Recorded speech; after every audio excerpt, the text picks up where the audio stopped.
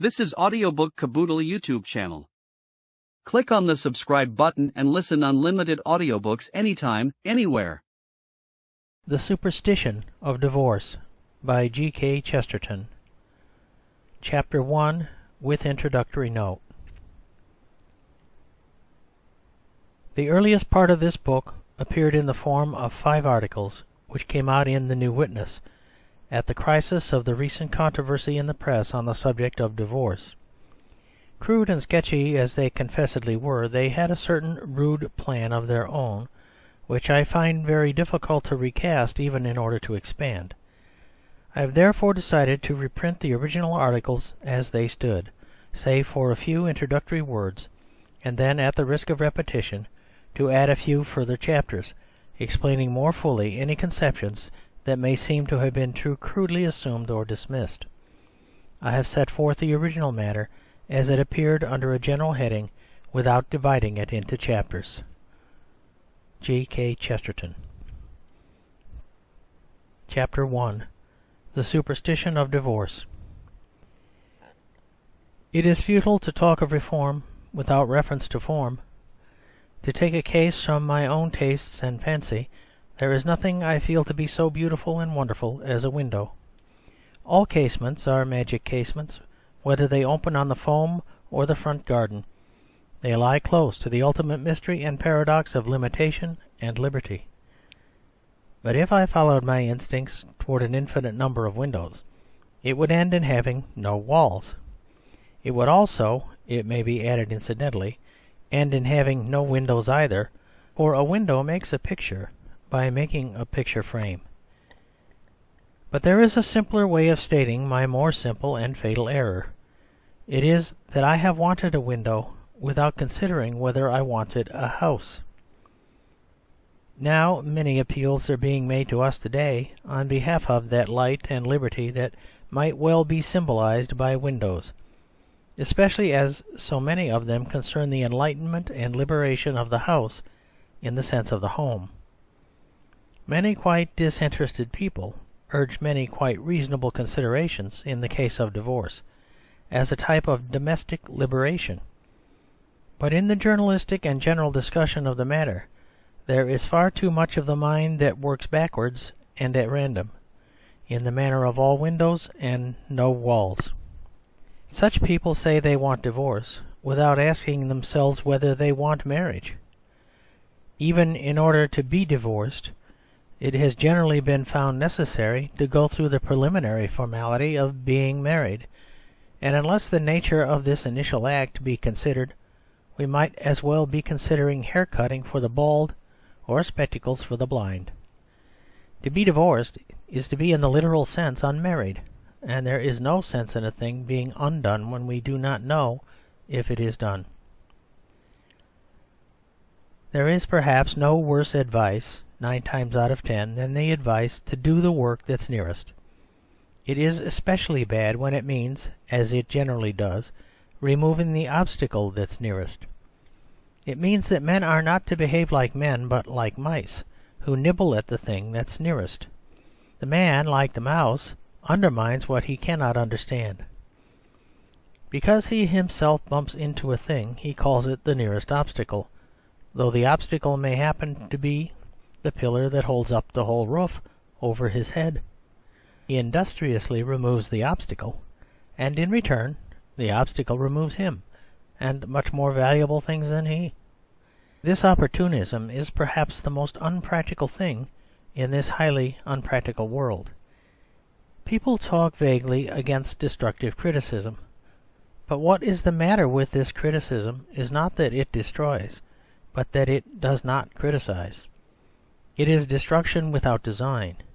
It is taking a complex machine to pieces bit by bit in any order without even knowing what the machine is for. And if a man deals with a deadly dynamic machine on the principle of touching the knob that's nearest, he will find out the defects of that cheery philosophy. Now, leaving many sincere and serious critics of modern marriage on one side for the moment, great masses of modern men and women who write and talk about marriage are thus nibbling blindly at it like an army of mice. When the reformers propose, for instance, that divorce should be obtainable after an absence of 3 years, the absence actually taken for granted in the first military arrangements of the late European war, their readers and supporters could seldom give any sort of logical reason for the period being 3 years and not 3 months or 3 minutes. They are like people who should say, "Give me 3 feet of dog," and not care where the cut came. Such persons fail to see a dog as an organic entity. In other words, they cannot make head or tail of it.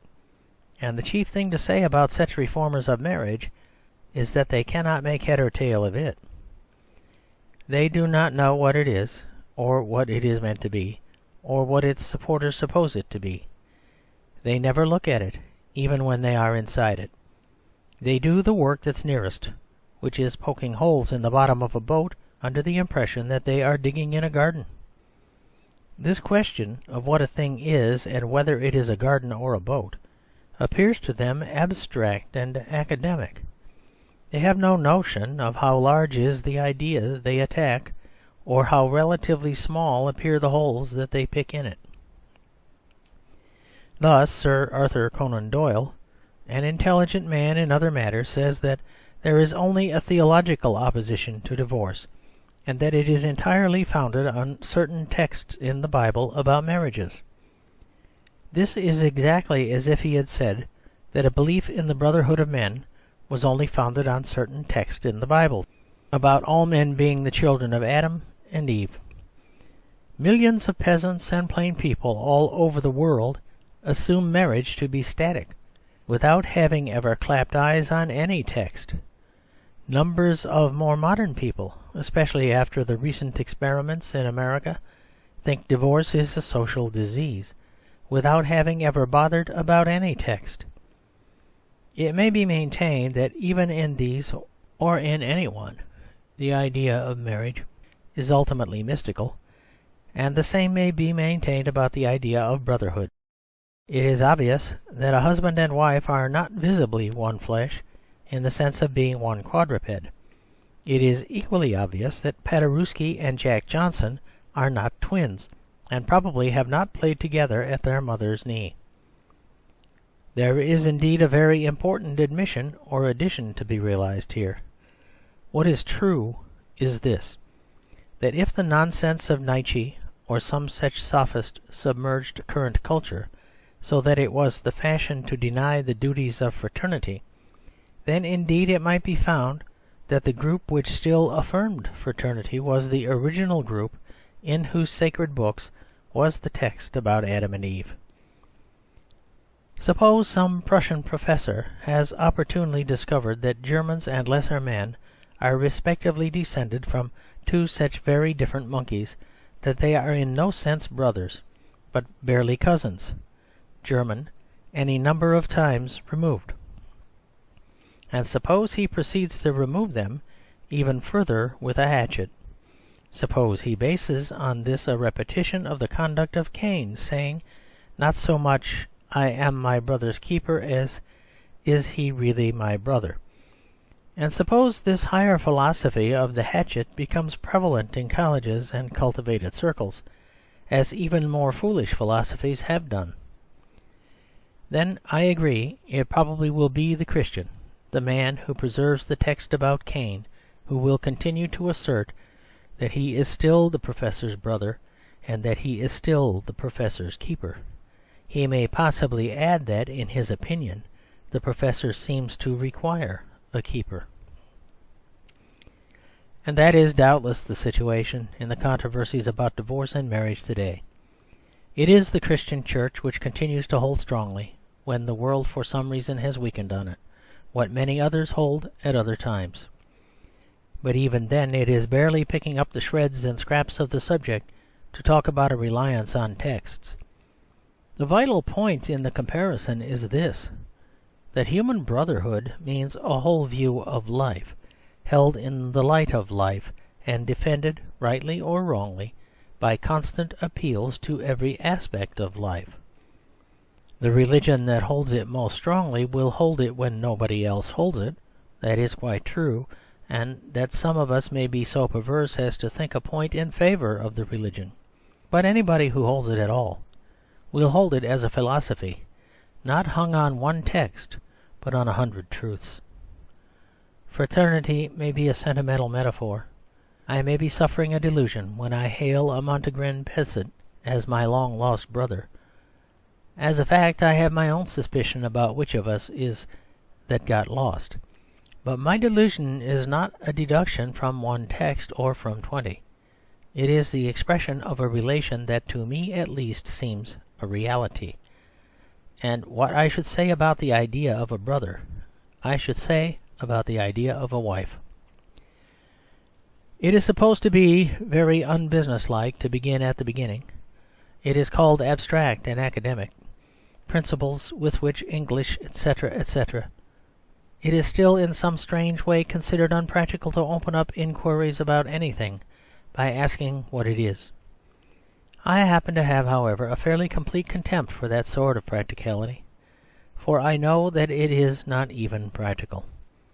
My ideal business man would not be one who planked down £50 and said, "Here's hard cash. I am a plain man, but it is quite indifferent to me whether I am paying a debt or giving alms to a beggar or buying a wild bull or a bathing machine."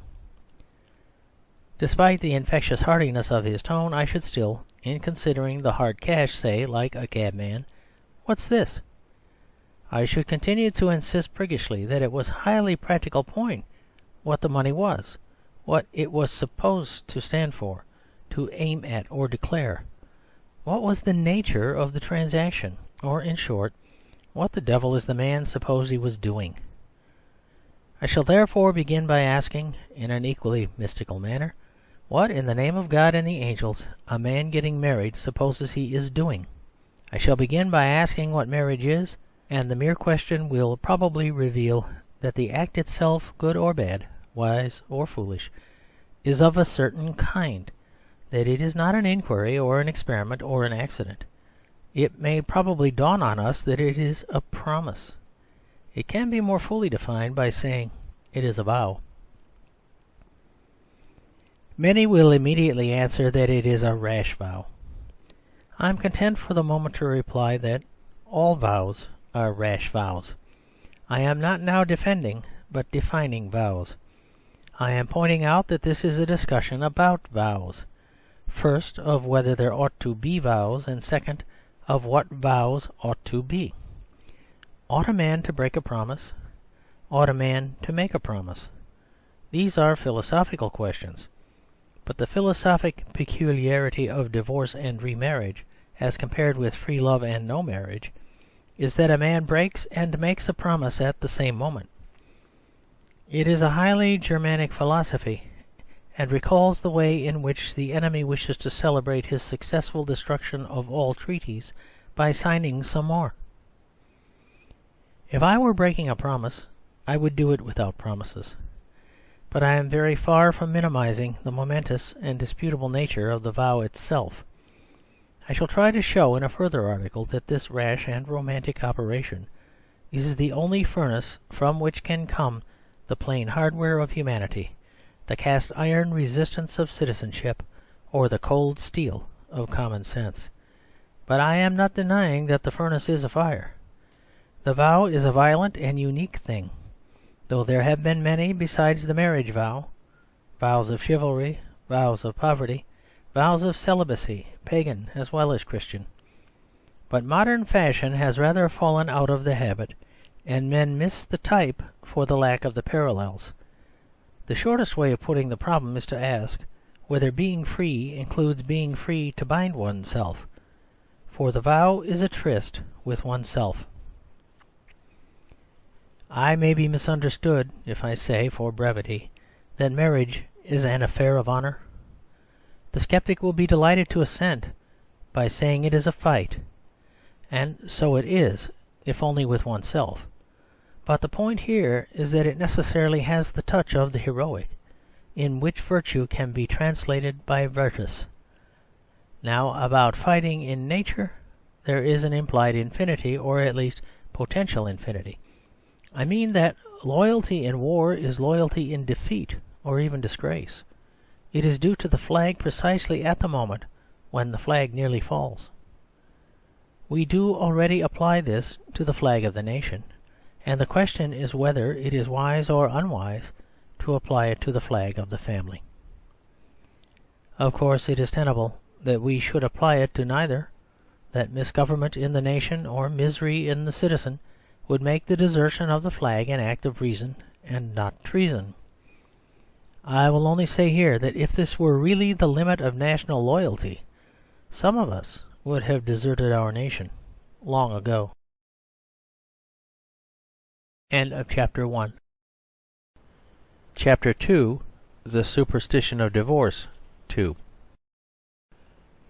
To the 2 or 3 articles appearing here on this subject I have given the title of The Superstition of Divorce, and the title is not taken at random. While free love seems to me a heresy, divorce does really seem to me a superstition. It is not only more of a superstition than free love, but much more of a superstition than strict sacramental marriage, and this point can hardly be made too plain. It is the partisans of divorce, not the defenders of marriage, who attach a stiff and senseless sanctity to a mere ceremony, apart from the meaning of the ceremony. It is our opponents, and not we, who hope to be saved by the letter of ritual instead of the spirit of reality.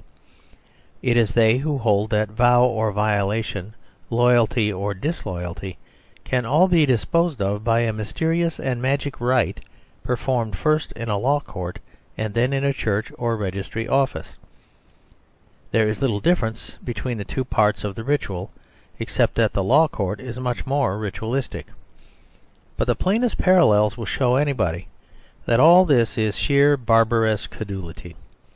It may or may not be superstition for a man to believe he must kiss the Bible to show he is telling the truth. It is certainly the most grovelling superstition for him to believe that if he kisses the Bible anything he says will come true.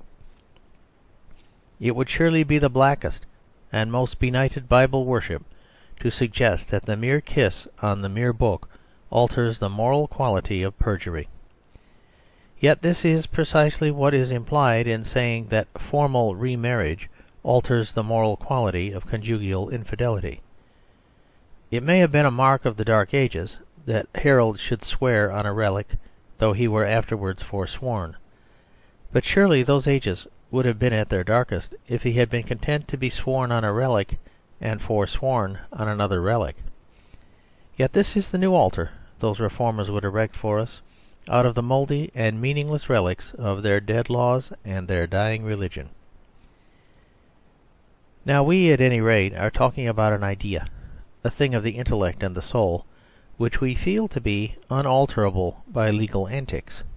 We are talking about the idea of loyalty, perhaps a fantastic, perhaps only an unfashionable idea, but one we can explain and defend as an idea. Now I have already pointed out that most sane men do admit our ideal in such a case as patriotism or public spirit, the necessity of saving the state to which we belong. The patriot may revile, but must not renounce his country. He must curse it to cure it, but not to wither it up. The old pagan citizens felt thus about the city, and modern nationalists feel thus about the nation. But even mere modern internationalists feel it about something, if it is only the nation of mankind.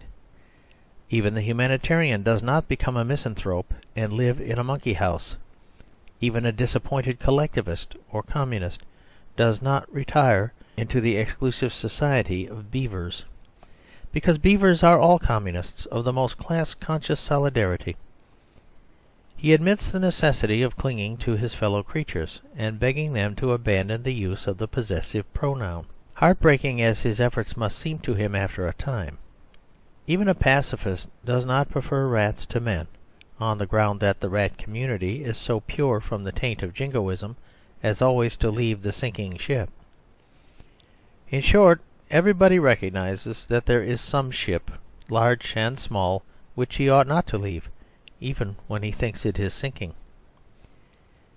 We may take it then that there are institutions to which we are attached finally, just as there are others to which we are attached temporarily. We go from shop to shop trying to get what we want, but we do not go from nation to nation doing this, unless we belong to a certain group now heading very straight for pogroms. In the first case it is the threat that we shall withdraw our custom. In the second it is the threat that we shall never withdraw ourselves, that we shall be part of the institution to the last. The time when the shop loses its customers is the time when the city needs its citizens, but it needs them as critics who will always remain to criticise. I need not now emphasise the deadly need of this double energy of internal reform and external defence.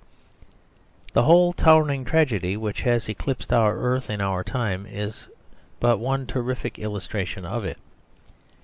The hammer strokes are coming thick and fast now, and filling the world with infernal thunders, and there is still the iron sound of something unbreakable, deeper and louder than all the things that break. We may curse the kings, we may distrust the captains, we may murmur at the very existence of the armies, but we know that in the darkest days that may come to us, no man will desert the flag. Now when we pass from loyalty to the nation to loyalty to the family, there can be no doubt about the first and plainest difference. The difference is that the family is a thing far more free. The vow is a voluntary loyalty, and the marriage vow is marked among ordinary oaths of allegiance by the fact that the allegiance is also a choice. The man is not only a citizen of the city, but also the founder and builder of the city. He is not only a soldier serving the colours, but he has himself artistically selected and combined the colours, like the colours of an individual dress. If it be admissible to ask him to be true to the commonwealth that has made him, it is at least not more illiberal to ask him to be true to the commonwealth he himself has made. If civic fidelity be, as it is, a necessity, it is also, in a special sense, a constraint. The old joke against patriotism, the Gilbertian irony, congratulated the Englishman on his fine and fastidious taste in being born in England. It made a plausible point in saying, for he might have been a Russian, though indeed we have liked to see some persons who seemed to think that they could be Russians when the fancy took them. If common sense considers even such involuntary loyalty natural, we can hardly wonder if it thinks voluntary loyalty still more natural. And the small state founded on the sexes is at once the most voluntary and most natural of all self-governing states. It is not true of Mr. Brown that he might have been a Russian, but it may be true of Mrs. Brown that she might have been a Robinson. Now it is not at all hard to see why this small community, so specially free touching its cause, should yet be specially bound touching its effects. It is not hard to see why the vow made most freely is the vow kept most firmly. There are attached to it, by the nature of things, consequences so tremendous that no contract can offer any comparison. There is no contract, unless it be what is said to be signed in blood, that can call spirits from the vastly deep, or bring cherubs or goblins to inhabit a small modern villa. There is no stroke of the pen which creates real bodies and souls, or makes the characters in a novel come to life. The institution that puzzles intellectuals so much can be explained by the mere material fact, perceptible even to intellectuals, that children are, generally speaking, younger than their parents. "Till death do us part" is not an irrational formula, for those will almost certainly die before they see more than half of the amazing or alarming thing they have done. Such is, in a curt and crude outline, this obvious thing for those to whom it is not obvious. Now I know there are thinking men among those who would tamper with it, and I shall expect some of these to reply to my questions. But for the moment I only ask this question, whether the parliamentary and journalistic divorce movement shows even a shadowy trace of these fundamental truths regarded as tests. Does it even discuss the nature of a vow, the limits and objects of loyalty, the survival of the family as a small and free state? The writers are content to say that Mr. Brown is uncomfortable with Mrs. Brown, and the last emancipation for separated couples seems only to mean that he is still uncomfortable without Mrs. Brown. These are not days in which being uncomfortable is felt as the final test of public action. For the rest, the reformers show statistically that families are in fact so scattered in our industrial anarchy that they may as well abandon hope of finding their way home again. I am acquainted with that argument for making bad worse, and I see it everywhere leading to slavery. Because London Bridge is broken down, we must assume that bridges are not meant to bridge. Because London commercialism and capitalism have copied hell, we are to continue to copy them. Anyhow, some will retain the conviction that the ancient bridge built between the two towers of sex is the worthiest of the great works of the earth. It is exceedingly characteristic of the dreary decades before the war that the forms of freedom in which they seemed to specialize were suicide and divorce. I am not at the moment pronouncing on the moral problem of either. I am merely noting, as signs of those times, those two true or false counsels of despair, the end of life and the end of love.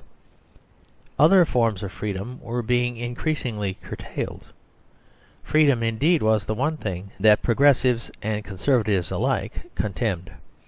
Socialists were largely concerned to prevent strikes by state arbitration, that is, by adding another rich man to give the casting vote between rich and poor. Even in claiming what they call the right to work, they tacitly surrender the right to leave off working. Tories were preaching conscription, not so much to defend the independence of England as to destroy the independence of Englishmen. Liberals, of course, were chiefly interested in eliminating liberty, especially touching beer and betting. It was wicked to fight, and unsafe even to argue, for citing any certain and contemporary fact might land one in a libel action. As all these doors were successfully shut in our faces along the chilly and cheerless corridor of progress with its glazed tiles, the doors of death and divorce alone stood open, or rather opened wider and wider. I do not expect the exponents of divorce to admit any similarity in the two things, yet the passing parallel is not irrelevant. It may enable them to realize the limits within which our moral instincts can, even for the sake of argument, treat this desperate remedy as a normal object of desire. Divorce is for us at best a failure, of which we are more concerned to find the cure and cause than to complete the effects. And we regard a system that produces many divorces as we do a system that drives men to drown and shoot themselves. For instance, it is perhaps the commonest complaint against the existing law that the poor cannot afford to avail themselves of it. It is an argument to which normally I should listen with special sympathy. But while I should condemn the law being a luxury, my first thought will naturally be that divorce and death are only luxuries in a rather rare sense. I should not primarily condole with the poor man on the high price of prussic acid, or on the fact that all precipices of suitable suicidal height were the private property of landlords. There are other high prices and high precipices I should attack first.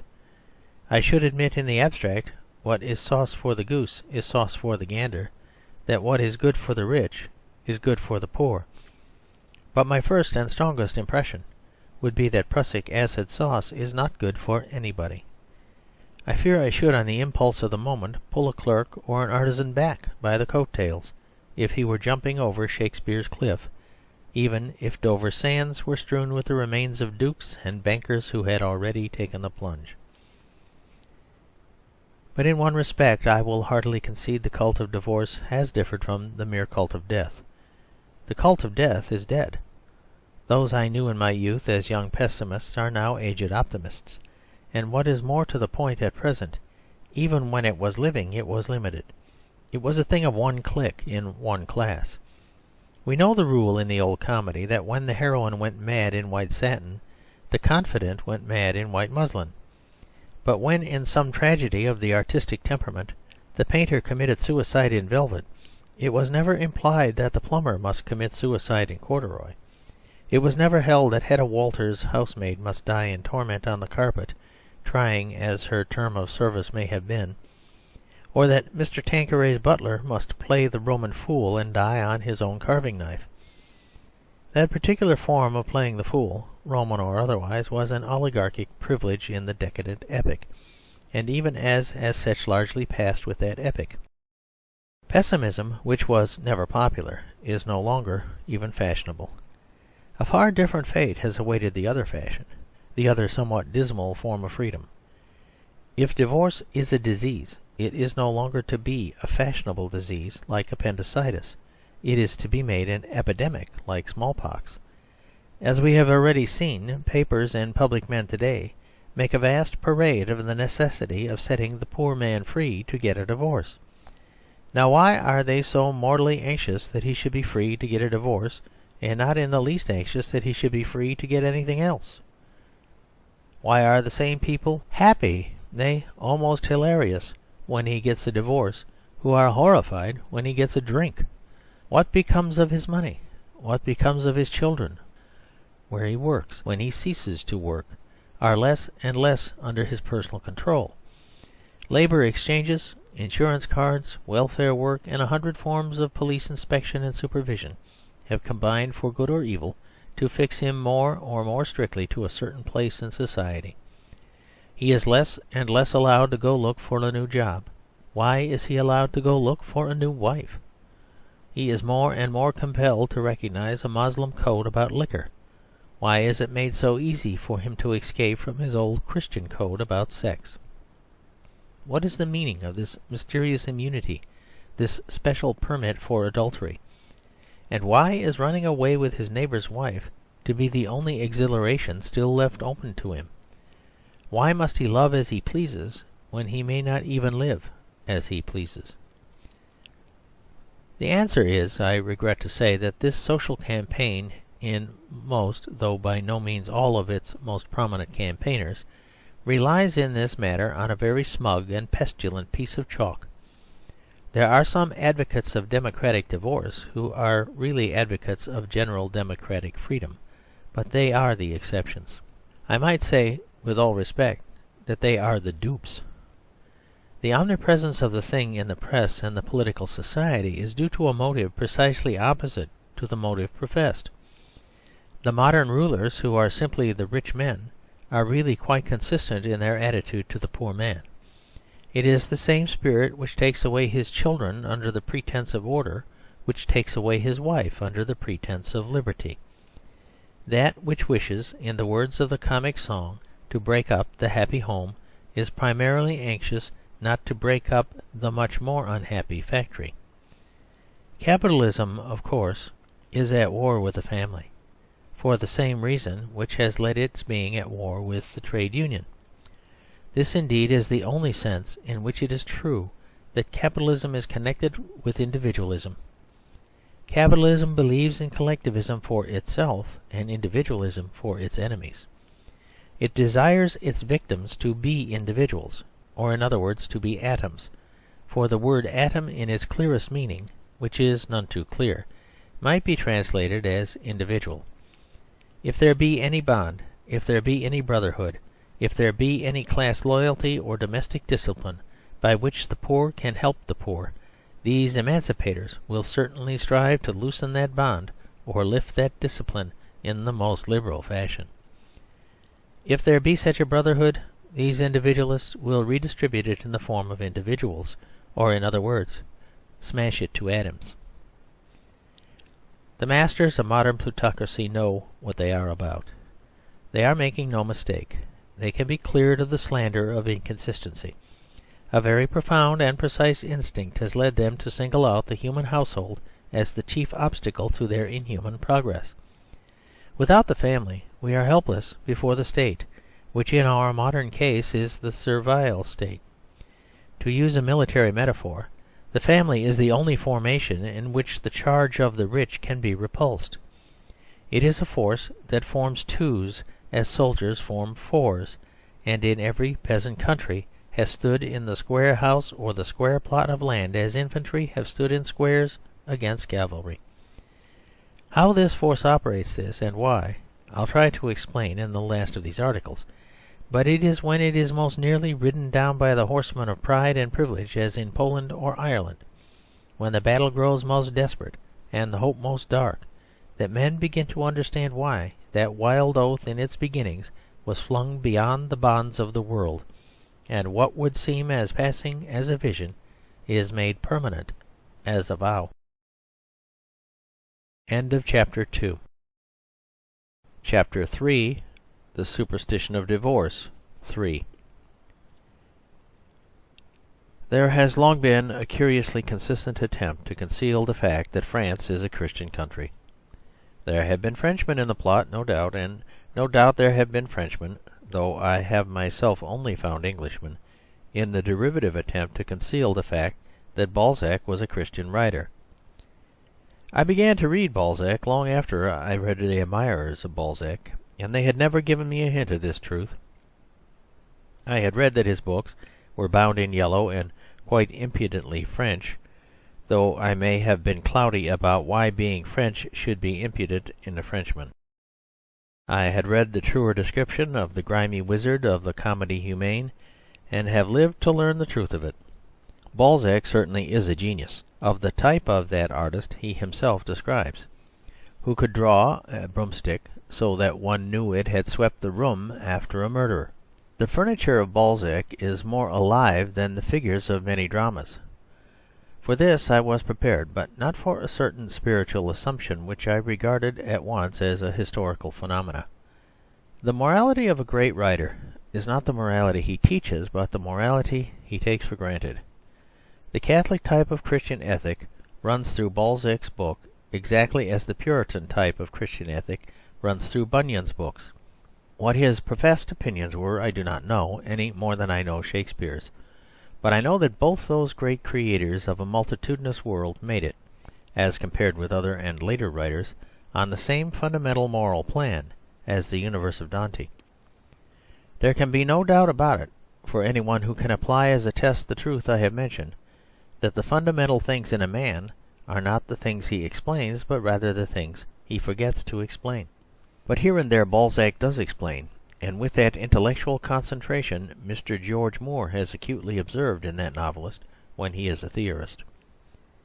And the other day I found in one of Balzac's novels this passage, which, whether or no it would precisely hit Mr. George Moore's mood at the moment, strikes me as a perfect prophecy of this epoch, and might also be a motto for this book. With the solidarity of the family, society has lost that elemental force which Montesquieu defined and called honour. Society has isolated its members the better to govern them, and has divided in order to weaken. Throughout our youth and the years before the war, the current criticism followed Ibsen in describing the domestic system as a doll's house and the domestic woman as a doll. Mr. Bernard Shaw varied the metaphor by saying that the mere custom kept the woman in the home as it keeps the parrot in the cage, and the plays and tales of the period made vivid sketches of a woman who also resembled a parrot in other particulars, rich in raiment, shrill in accent, and addicted to saying over and over again what she had been taught to say. Mr. Granville Barker, the spiritual child of Mr. Bernard Shaw, commented in his clever play of The Voysey Inheritance on tyranny, hypocrisy, and boredom as the constituent elements of a happy English home. Leaving the truth of this aside for the moment, it will be well to insist that the conventionality thus criticized would be even more characteristic of a happy French home. It is not the Englishman's house, but the Frenchman's house that is his castle. It might be further added, touching the essential ethical view of the sexes at least, that the Irishman's house is his castle, though it has been for some centuries a besieged castle. Anyhow, those conventions which were remarked as making domesticity dull, narrow, and unnaturally meek and submissive are particularly powerful among the Irish and the French. From this it will surely be easy for any lucid and logical thinker to deduce the fact that the French are dull and narrow, and that the Irish are unnaturally meek and submissive. Mr. Bernard Shaw, being an Irishman who lives among Englishmen, may be conveniently taken as the type of the difference, and it will no doubt be found that the political friends of Mr. Shaw, among Englishmen, will be of a wilder revolutionary type than those whom he would have found among Irishmen. We are in a position to compare the meekness of the Fenians with the fury of the Fabians. This deadening monogamic ideal may even in a larger sense define and distinguish all the flat subserviency of Clare from all the flaming revolt of Clapham. Nor need we now look far to understand why revolutions have been unknown in the history of France, or why they happen so persistently in the vaguer politics of England. This rigidity and respectability must surely be the explanation of all that incapacity for any civil experiment or explosion, which has always marked that sleepy hamlet of very private houses which we call the city of Paris. But the same things are true not only of Parisians but of peasants. They are even true of other peasants in the Great Alliance. Students of Serbian traditions tell us that the peasant literature lays a special and singular curse on the violation of marriage, and this well may explain the prim and sheepish pacifism complained of in that people. In plain words, there is clearly something wrong in the calculation by which it was proved that a housewife must be as much a servant as a housemaid, or which exhibited the domesticated man as being as gentle as the primrose or as conservative as the Primrose League. It is precisely those who have been conservative about the family who have been revolutionary about the state. Those who are blamed for the bigotry or bourgeois smugness of their marriage conventions are actually those blamed for the restlessness and violence of their political reforms. Now, is there seriously any difficulty in discovering the cause of this? It is simply that in such a society the government, in dealing with the family, deals with something almost as permanent and self-renewing as itself. There can be a continuous family policy, like a continuous foreign policy. In peasant countries the family fights. It may almost be said that the farm fights. I do not mean merely that it riots in evil and exceptional times, though this is not unimportant. It was a savage but a sane feature when in the Irish evictions the women poured hot water from the windows.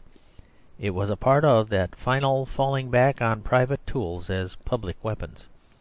That sort of thing is not only war to the knife, but almost war to the fork and spoon.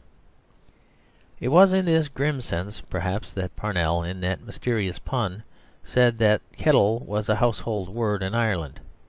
It certainly ought to be after its subsequent glories.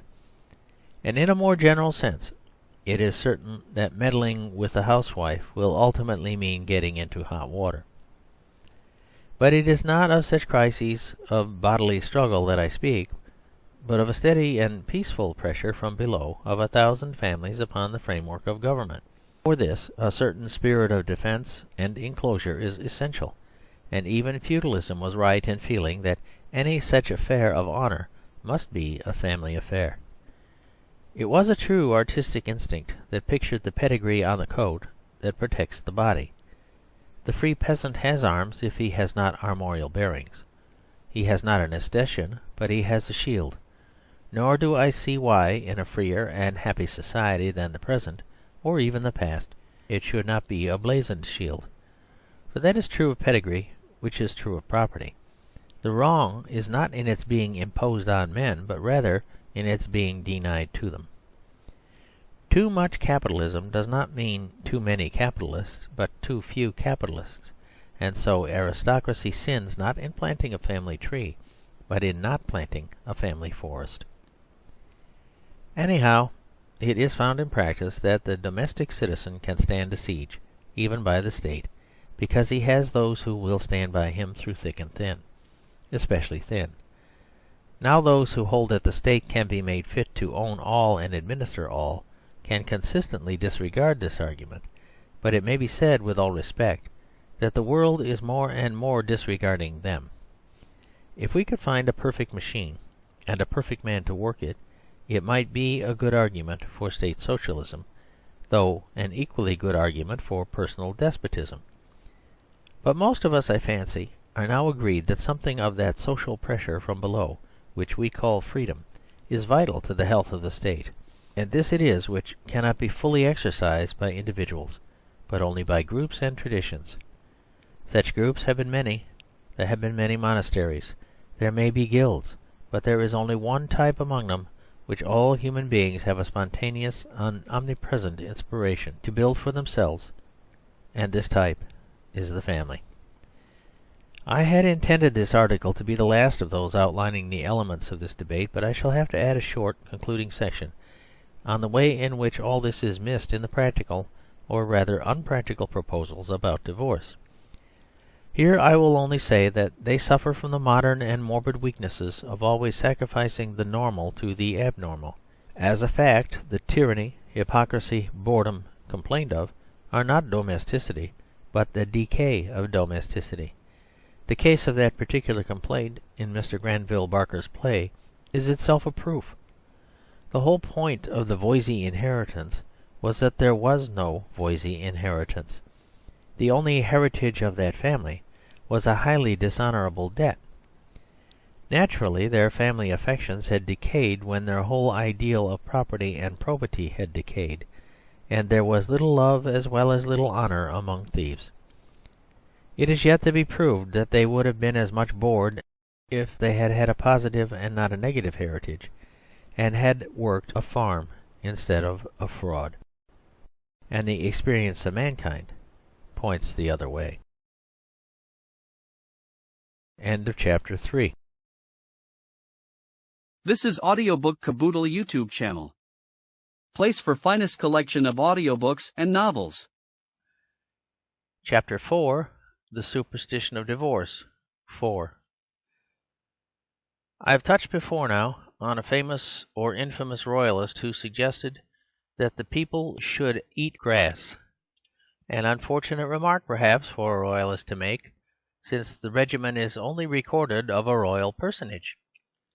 But there was certainly a simplicity in the solution worthy of a sultan, or even a savage chief. And it is this touch of autocratic innocence on which I have mainly insisted touching the social reforms of our day, and especially the social reform known as divorce. I am primarily more concerned with the arbitrary method than with the anarchic result. Very much as the old tyrant would turn any number of men out to grass, so the new tyrant would turn any number of women into grass widows.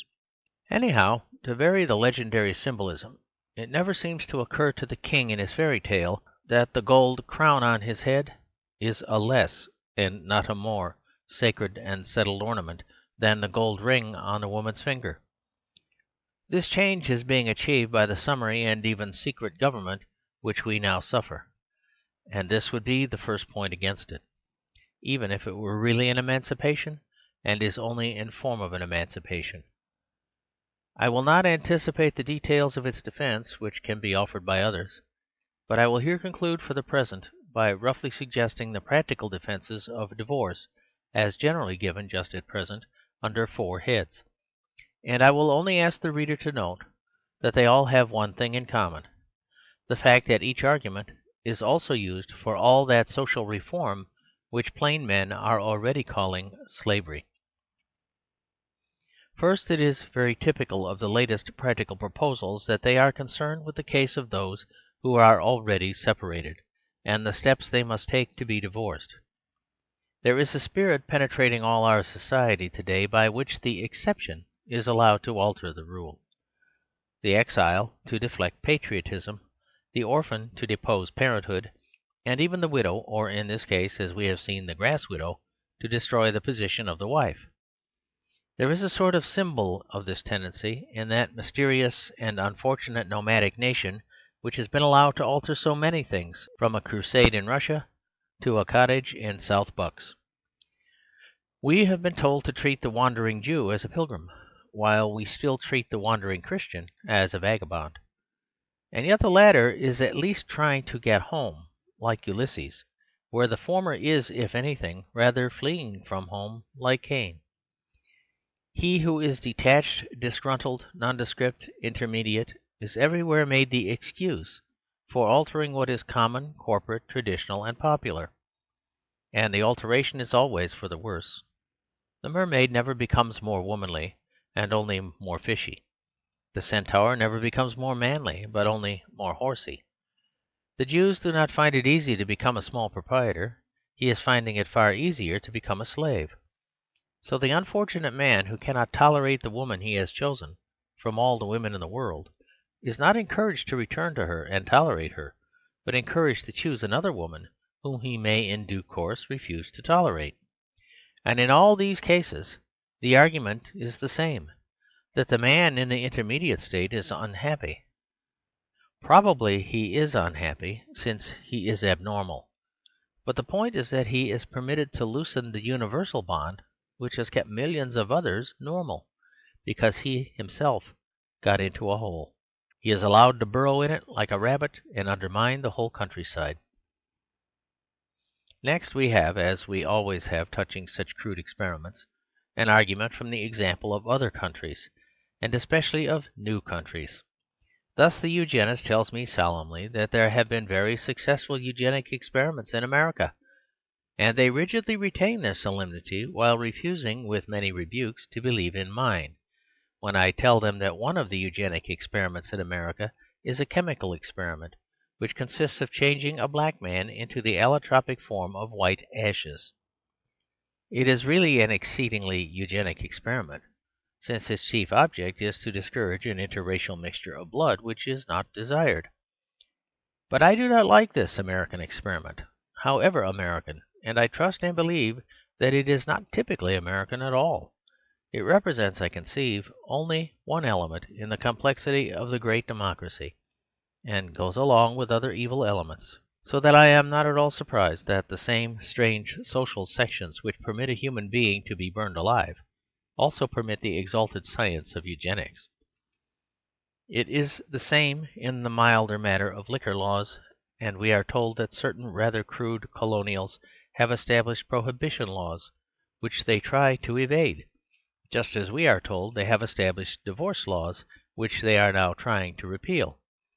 For in this case of divorce, at least, the argument from distant precedents has recoiled crushingly upon itself. There is already an agitation for less divorce in America, even while there is an agitation for more divorce in England. Again, when an argument is based on a need of population, it will be well if those supporting it realize where it may carry them. It is exceedingly doubtful whether population is one of the advantages of divorce, but there is no doubt that it is one of the advantages of polygamy. It is already used in Germany as an argument for polygamy. But the very word will teach us to look, even beyond Germany, for something yet more remote and repulsive. Mere population, along with a sort of polygamous anarchy, will not appear even as a practical ideal to anyone who considers, for instance, how consistently Europe has held the headship of the human race in face of the chaotic myriads of Asia. If population were the chief test of progress and efficiency, China would long ago have proved itself the most progressive and efficient state. De Quincey summed up the whole state of that enormous situation in a sentence which is perhaps more impressive and even appalling than all the perspectives of Orient architecture and vistas of opium vision in the midst of which it comes. Man is a weed in those regions. Many Europeans, fearing for the garden of the world, have fancied that in some future fatality those weeds may spring up and choke it.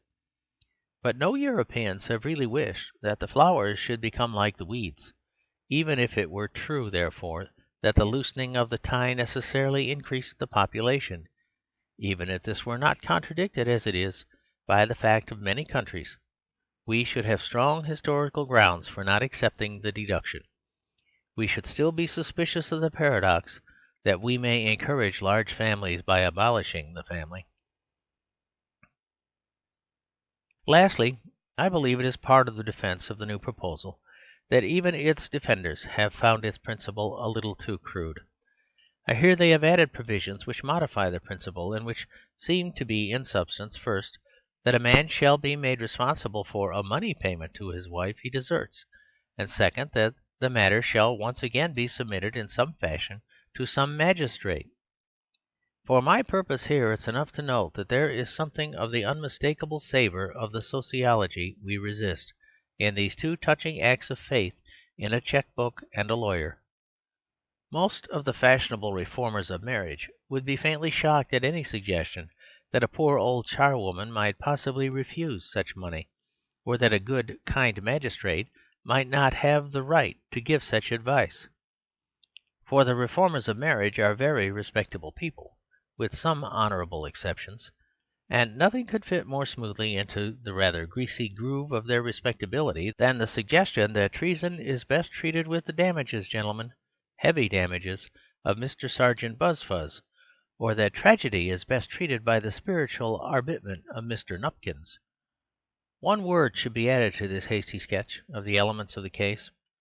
I have deliberately left out the loftiest aspect of the argument, that which sees marriage as divine institution, and that, for the logical reason, those who believe in this would not believe in divorce. And I am arguing with those who do believe in divorce. I do not ask them to assume the worth of my creed or any creed, and I could wish they did not so often ask me to assume the worth of their ruthless, poisonous, plutocratic modern society. But if it could be shown, as I think it can, that a long historical view and a patient political experience can at last accumulate solid scientific evidence of the vital need of such a vow, then I can conceive no more tremendous tribute than this to any faith which made a flaming affirmation from the darkest beginnings of what the latest entitlement can only slowly discover in the end. End of chapter 4. Chapter 5. The Story of the Family. The most ancient of human institutions has an authority that may seem as wild as anarchy. Alone among all such institutions, it begins with a spontaneous attraction, and may be said strictly and not sentimentally to be founded on love instead of fear. The attempt to compare it with coercive institutions complicating later history has led to infinite illogicality in later times. It is as unique as it is universal. There is nothing in any other social relations in any way parallel to the mutual attraction of the sexes. By missing this simple point, the modern world has fallen into 100 follies. The idea of a general revolt of women against men has been proclaimed with flags and processions, like a revolt of vassals against their lords, of blacks against black drivers, of Poles against Prussians, or Irishmen against Englishmen, for all the world as if we really believed in the fabulous nation of the Amazons. The equally philosophical idea of a general revolt of men against women has been put into a romance by Sir Walter Besant, and into a sociological book by Mr. Belfort Bax. But at the first touch of this truth of an aboriginal attraction, all such comparisons collapse and are seen to be comic. A Prussian does not feel from the first that he can only be happy if he spends his days and nights with a Pole. An Englishman does not think his house empty and cheerless unless it happens to contain an Irishman. A white man does not in his romantic youth dream of the perfect beauty of a black man. A railway magnate seldom writes poems about the personal fascination of a railway porter. All the other revolts against all the other relations are reasonable and even inevitable, because those relations are originally only founded upon force or self-interest. Force can abolish what force can establish. Self-interest can terminate a contract when self-interest has dictated the contract. But the love of a man and a woman is not an institution that can be abolished. That is certain to outlast them all. All the other revolts are real, because there remains a possibility that the things may be destroyed, or at least divided. You can abolish capitalists, but you cannot abolish males. Prussians can go out of Poland, or Negroes be repatriated to Africa, but a man and a woman must remain together in one way or another, and must learn to put up with each other somehow. These are very simple truths. That is why nobody nowadays seems to take any particular notice of them. And the truth that follows next is equally obvious. There is no dispute about the purpose of nature in creating such an attraction. It would be more intelligent to call it the purpose of God, for nature can have no purpose unless God is behind it. To talk of the purpose of nature is to make a vain attempt to avoid being anthropomorphic, merely by being feminist. It is believing in a goddess because you are too sceptical to believe in a god. But this is a controversy which can be kept apart from the question. If we content ourselves with saying that the vital value ultimately found in this attraction is of course the renewal of the race itself, the child is an explanation of the father and the mother, and the fact that it is a human child is the explanation of the ancient human ties connecting the father and the mother. The more human, that is, the less bestial, is the child, the more lawful and lasting are the ties. So far from any progress in culture or the sciences tending to loosen the bond, any such progress must logically tend to tighten it. The more things there are for the child to learn, the longer he must remain at the natural school for learning them, and the longer his teachers must at least postpone the dissolution of their partnership. The elementary truth is hidden today in vast masses of vicarious, indirect and artificial work, with the fundamental fallacy of which I shall deal in a moment. Here I speak of the primary position of the human group, as it has stood through unthinkable ages of waxing and waning civilizations, often unable to delegate any of its work, always unable to delegate all of it. In this, I repeat, it will always be necessary for the two teachers to remain together in proportion as they have anything to teach. One of the shapeless sea beasts that merely detaches itself from its offspring and floats away could float away to a submarine divorce court or an advanced club founded on free love for fishes. The sea beast might do this precisely because the sea beast's offspring need do nothing, because it has not got to learn the polka or the multiplication table. All these are truisms, but they are also truths, and truths that will return, for the present tangle of semi-official substitutes is not only a stop-gap, but one that is not big enough to stop the gap. If people cannot mind their own business, it cannot possibly be made economical to pay them to mind each other's business, and still less to mind each other's babies. It is simply throwing away a natural force and then paying for an artificial force, as if a man were to water a plant with a hose while holding up an umbrella to protect it from the rain. The whole really rests on a plutocratic illusion of an infinite supply of servants. When we offer any other system as a career for women, we are really proposing that an infinite number of them should become servants of a plutocratic or bureaucratic sort. Ultimately, we are arguing that a woman should not be a mother to her own baby, but a nursemaid to somebody else's baby. But it will not work, even on paper. We cannot all live by taking in each other's washing, especially in the form of pinafores. In the last resort, the only people who either can or will give individual care to each of the individual children are their individual parents. The expression as applied to those dealing with changing crowds of children is a graceful and legitimate flourish of speech. This triangle of truisms of father and child cannot be destroyed. It can only destroy those civilizations which disregard it. Most modern reformers are merely bottomless sceptics and have no basis on which to rebuild. And it is well that such reformers should realize that there is something they cannot reform. You can put down the mighty from their seat.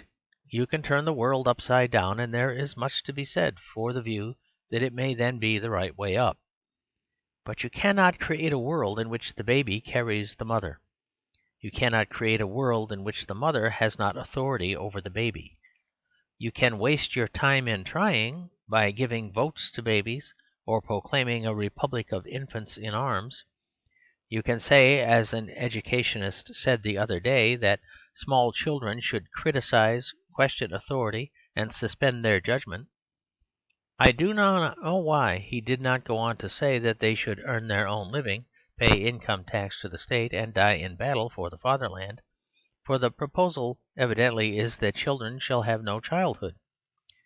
But you can, if you find entertainment in such games, organize representative government among little boys and girls, and tell them to take their legal and constitutional responsibilities as seriously as possible. In short, You can be crazy, but you cannot be consistent. You cannot really carry your own principle back to the aboriginal group and really apply it to the mother and the baby. You will not act on your own theory in the simplest and most practical of all possible cases. You are not quite as mad as that. This nucleus of natural authority has always existed in the midst of more artificial authorities. It has always been regarded as something in the literal sense individual, that is, as an absolute that could not really be divided.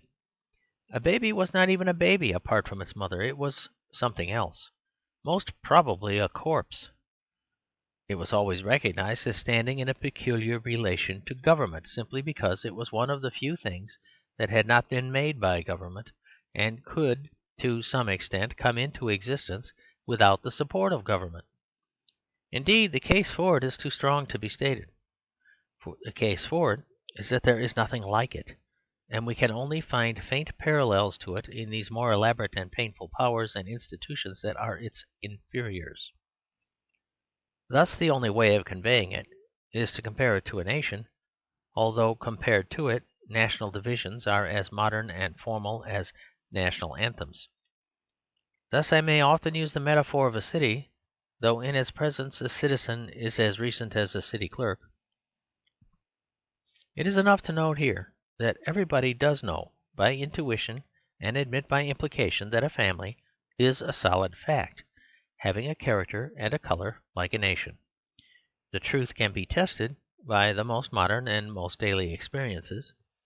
A man does say, "This is the sort of thing the Browns will like," however tangled and interminable a psychological novel he might compose on the shades of difference between Mr. and Mrs. Brown. A woman does say, "I don't like Jemima seeing so much of the Robinsons," and she does not always, in the scurry of her social or domestic duties, pause to distinguish the optimistic materialism of Mrs. Robinson from the more acid cynicism which tinges the hedonism of Mr. Robinson. There is a colour of the household inside, as conspicuous as the colour of the house outside. That colour is a blend, and if any tint in it predominate, it is generally that preferred by Mr. Robinson. But like all composite colours, it is a separate colour, as separate as green is from blue and yellow. Every marriage is a sort of wild balance, and in every case the compromise is as unique as an eccentricity. Philanthropists walking in the slums often see the compromise in the street and mistake it for a fight.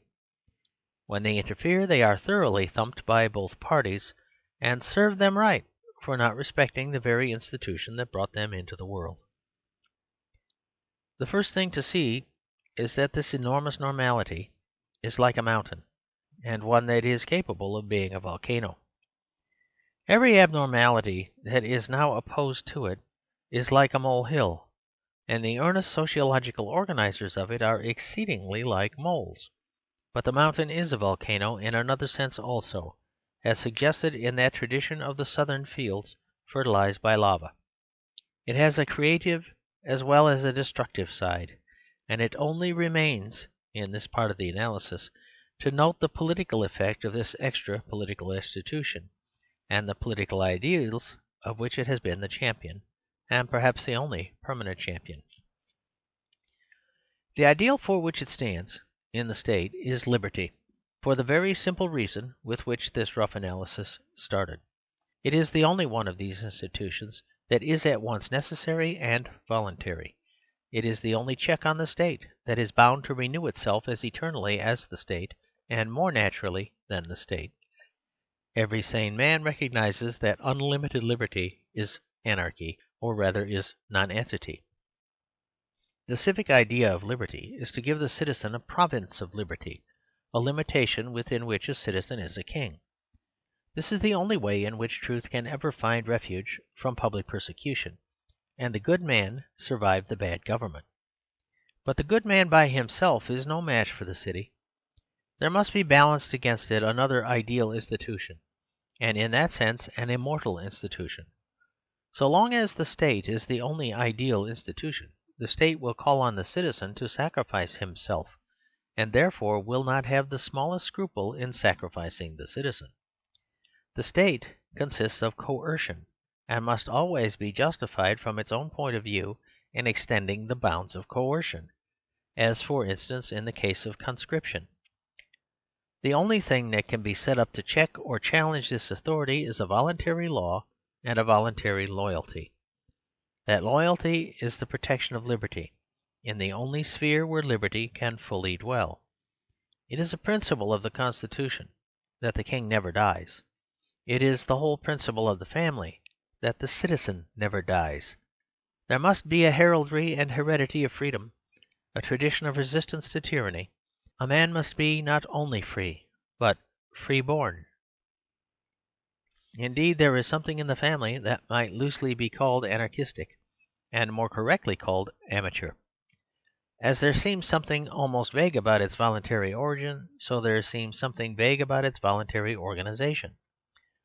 The most vital function it performs, perhaps the most vital function that anything can perform, is that of education. But its type of early education is far too essential to be mistaken for instruction.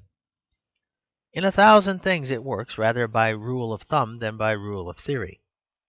To take a commonplace and even comic example, I doubt if any textbook or code of rules has ever contained any directions about standing a child in a corner. Doubtless, when the modern process is complete and the coercive principle of the state has entirely extinguished the voluntary element of the family, there will be some exact regulation or restriction about this matter. Possibly it will say that the corner must be at an angle of at least 95 degrees. Possibly it will say that the converging line of any ordinary corner tends to make a child squint. In fact, I am certain that if I said casually, at a sufficient number of tea tables, that corners made children squint, it would rapidly become a universally received dogma of popular science. For the modern world will accept no dogmas upon any authority, but it will accept any dogmas on no authority. Say that a thing is so according to the Pope or the Bible, and it will be dismissed as a superstition without examination. But preface your remark merely with "they say," or "don't you know that?" or try and fail to remember the names of some professor mentioned in some newspaper, and the keen rationalism of the modern mind will accept every word you say. This parenthesis is not so irrelevant as it may appear, for it will be well to remember that when a rigid officialism breaks in upon the voluntary compromises of the home, that officialism itself will be only rigid in its action, and will be exceedingly limp in its thought. Intellectually, it will be at least as vague as the amateur arrangements of the home, and the only difference is that the domestic arrangements are in the only real sense practical. That is, they are founded on experiences that have been suffered. The others are what is now generally called scientific. That is, they are founded on experiments that have not yet been made. As a matter of fact, instead of invading the family with the blundering bureaucracy that mismanages the public services, it would be far more philosophical to work the reform the other way round. It would be really quite as reasonable to alter the laws of the nation so as to resemble the laws of the nursery. The punishments would be far less horrible, far more humorous, and far more really calculated to make men feel they had made fools of themselves. It would be a pleasant change if a judge, instead of putting on the black cap, had to put on the dunce's cap, or if we could stand a financier in his own corner. Of course, this opinion is rare and reactionary, whatever that may mean. Modern education is founded on the principle that a parent is more likely to be cruel than anybody else. It passes over the obvious fact that he is less likely to be cruel than anybody else. Anybody may happen to be cruel, but the first chances of cruelty come with a whole colourless and indifferent crowd of total strangers and mechanical mercenaries, whom it is now the custom to call in as infallible agents of improvement. Policemen, doctors, detectives, inspectors, instructors, and so on. They are automatically given arbitrary power because there are here and there such things as a criminal parent, as if there were no such things as criminal doctors or criminal schoolmasters. A mother is not always judicious about her child's diet, so it is given into the control of Dr. Crippen. A father is thought not to teach his sons the purest morality, so they are put under the tutorship of Eugene Aram. These celebrated criminals are no more rare in their respective professions than the cruel parents are in the profession of parenthood. But indeed the case is far stronger than this, and there is no need to rely on the case of such criminals at all. The ordinary weaknesses of human nature will explain all the weaknesses of bureaucracy and business government all over the world. The official need only be an ordinary man to be more indifferent to other people's children than to his own, and even to sacrifice other people's family prosperity to his own.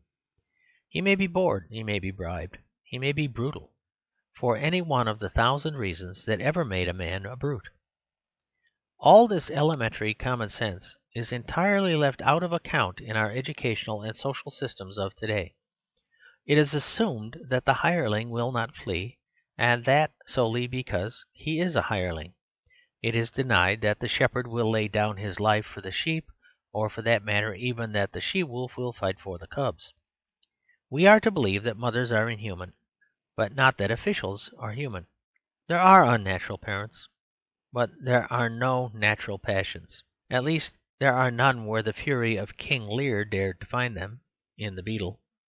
Such is the latest light on the education of the young, and the same principle that is applied to the child is applied to the husband and wife. Just as it assumes that a child will certainly be loved by anybody except his mother, so it assumes that a man can be happy with anybody except the one woman he has himself chosen for his wife. Thus the coercive spirit of the state prevails over the free promise of the family in the shape of formal officialism. But this is not the most coercive of the coercive elements in the modern commonwealth. An even more rigid and ruthless external power is that of industrial employment and unemployment. An even more ferocious enemy of the family is the factory. Between these modern mechanical things, the ancient natural institution is not being reformed or modified or even cut down. It is being torn in pieces. It is not only being torn in pieces in the sense of a true metaphor, like a living thing caught in a hideous clockwork of manufacture. It is being literally torn in pieces in that the husband may go to one factory, the wife to another, and the child to a third. Each will become the servant of a separate financial group, which is more and more gaining the political power of a feudal group. But whereas feudalism received the loyalty of families, the lords of the new servile state will receive only the loyalty of individuals, that is, of lonely men and even of lost children. It is sometimes said that socialism attacks the family, which is founded on little beyond the accident that some socialists believe in free love.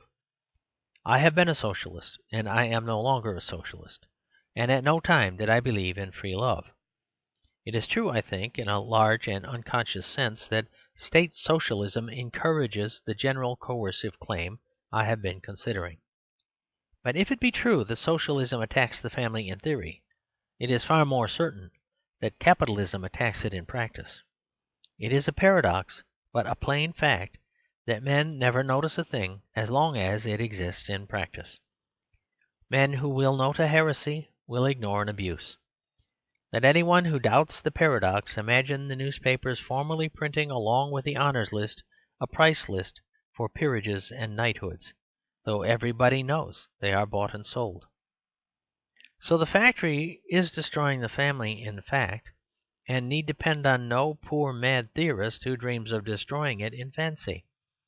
And what is destroying it is nothing so plausible as free love, but something rather to be described as an enforced fear.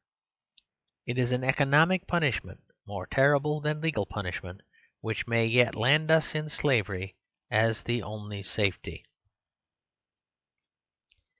From its first days in the forest, this human group had to fight against wild monsters, and so it is now fighting against these wild machines.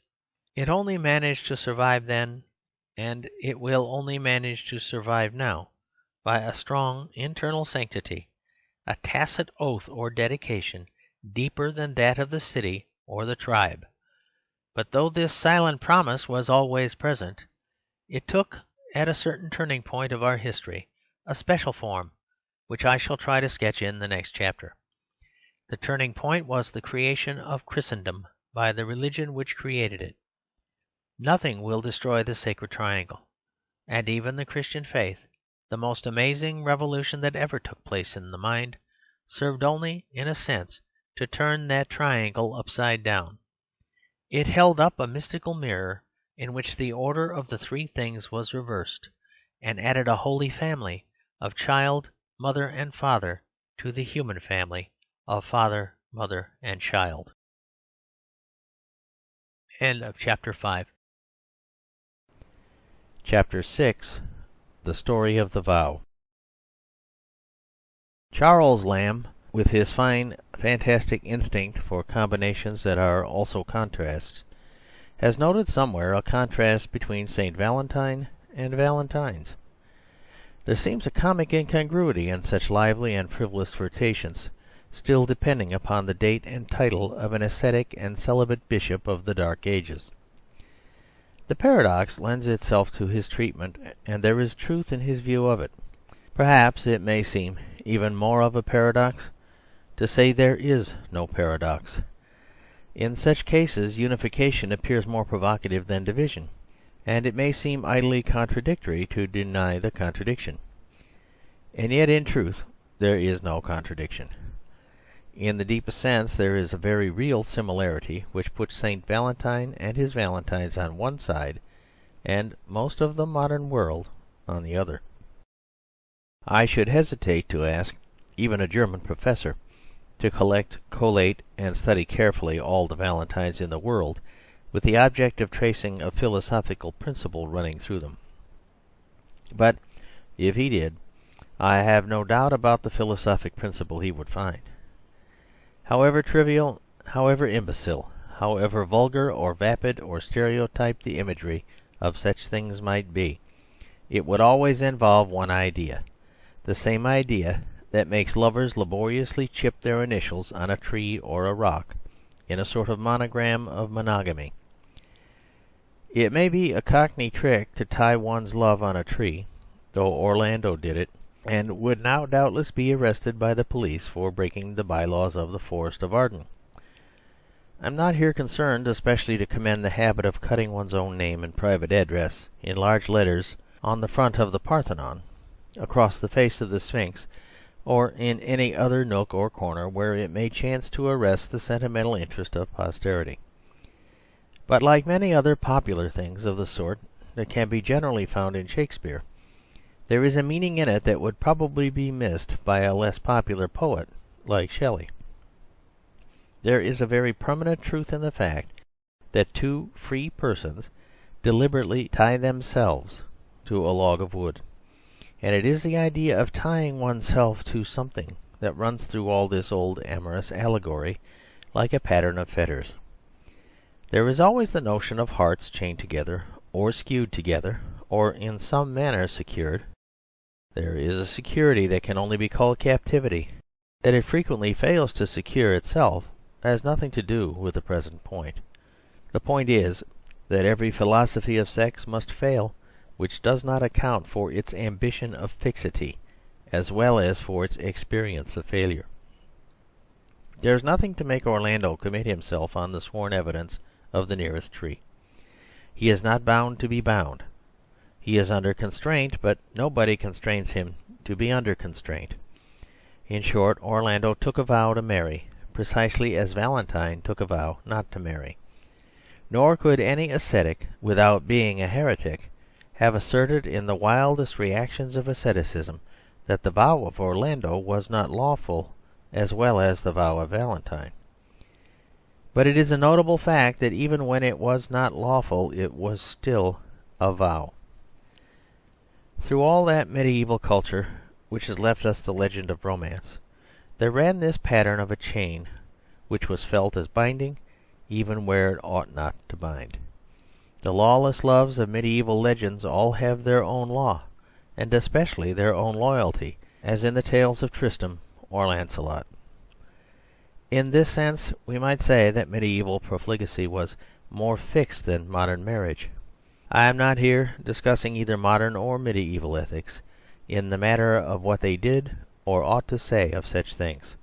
I am only noting as a historical fact the insistence of the medieval imagination, even at its wildest, upon one particular idea.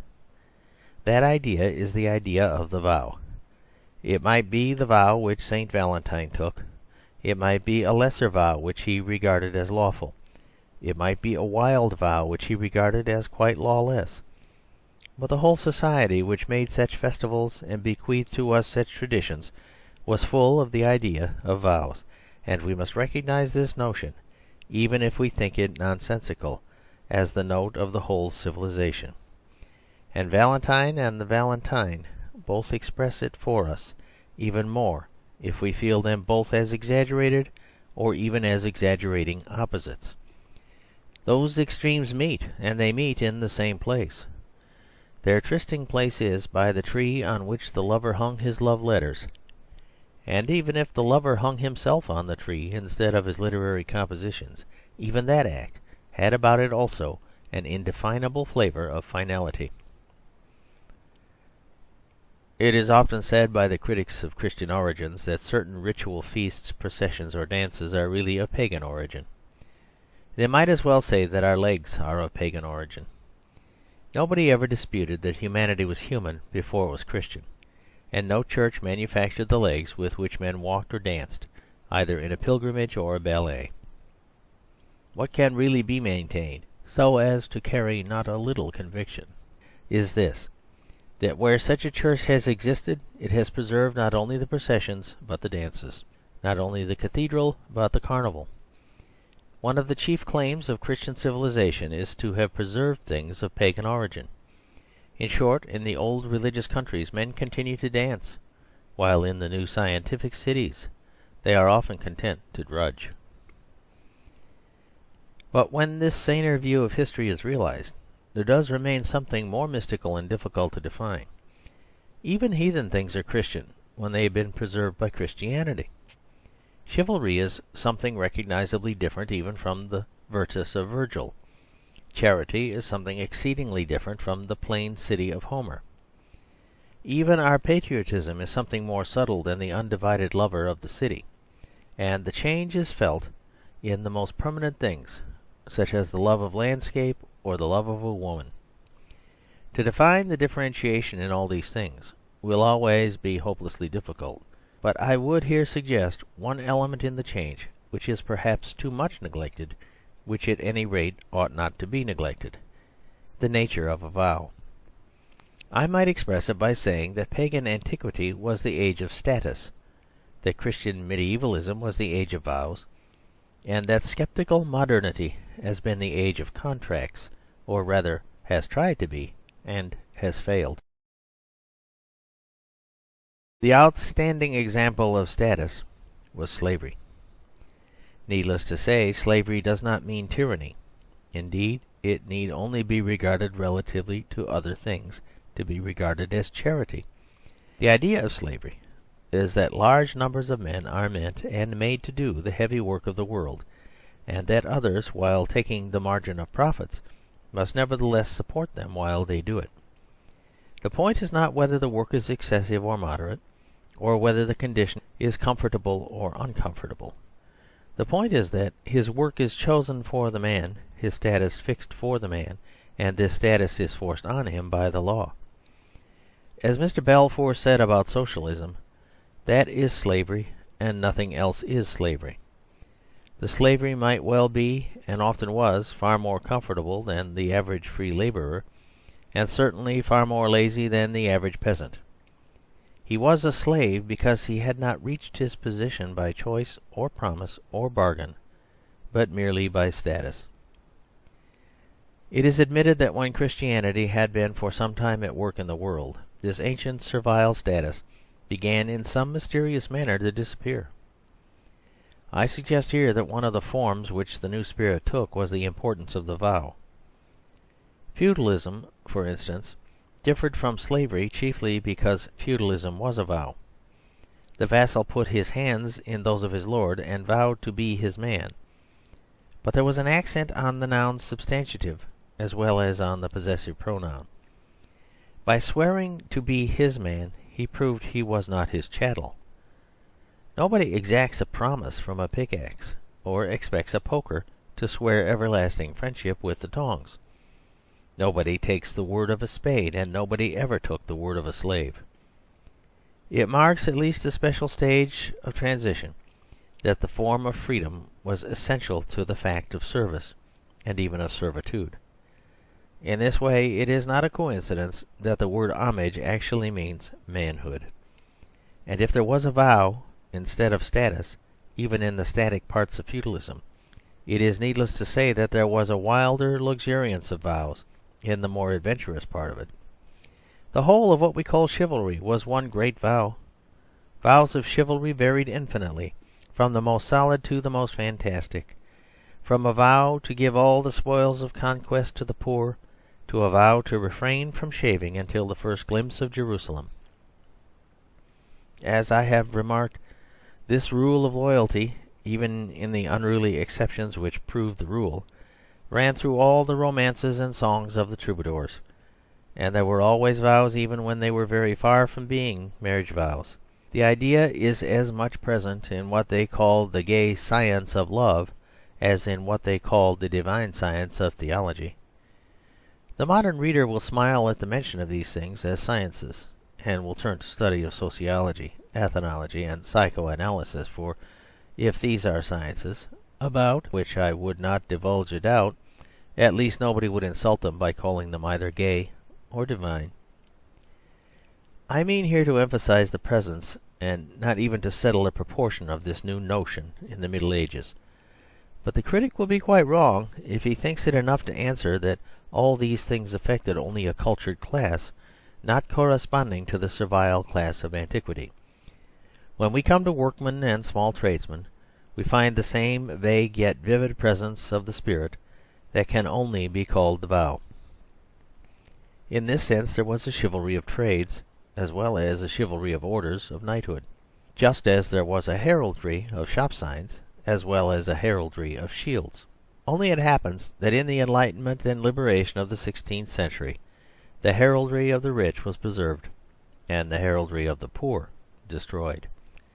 And there is a sinister symbolism in the fact that almost the only emblem still hung above a shop is that of the 3 balls of Lombardy.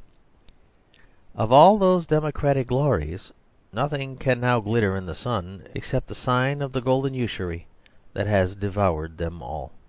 The point here, however, is that the trade or craft had not only something like the crest, but something like the vow of knighthood. There was in the position of the guildsman the same basic notion that belonged to knights and even to monks. It was the notion of the free choice of a fixed estate. We can realise the moral atmosphere if we compare the system of the Christian guilds not only with the status of the Greek and Roman slaves, but with such a scheme as that of the Indian castes. The Oriental caste has some of the qualities of the Occidental guild, especially the valuable quality of tradition and the accumulation of culture. Men might be proud of their castes as they were proud of their guilds, but they had never chosen their castes as they have chosen their guilds.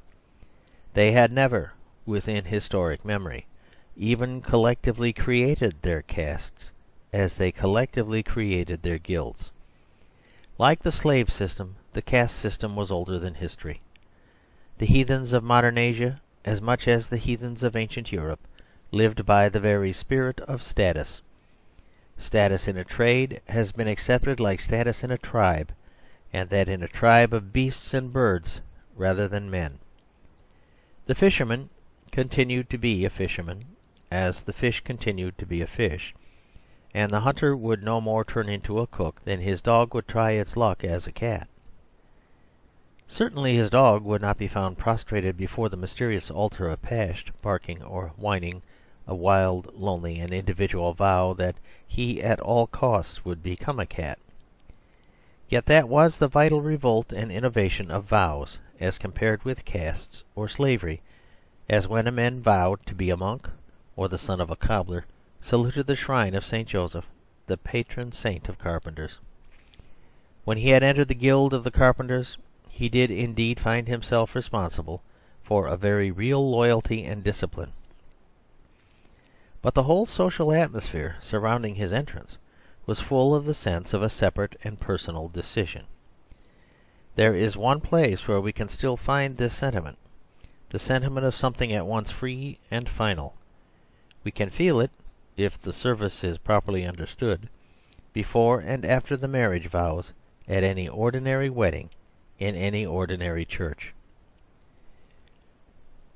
Such, in a very vague outline, has been the historical nature of vows, and the unique part they played in that medieval civilization out of which modern civilization rose or fell.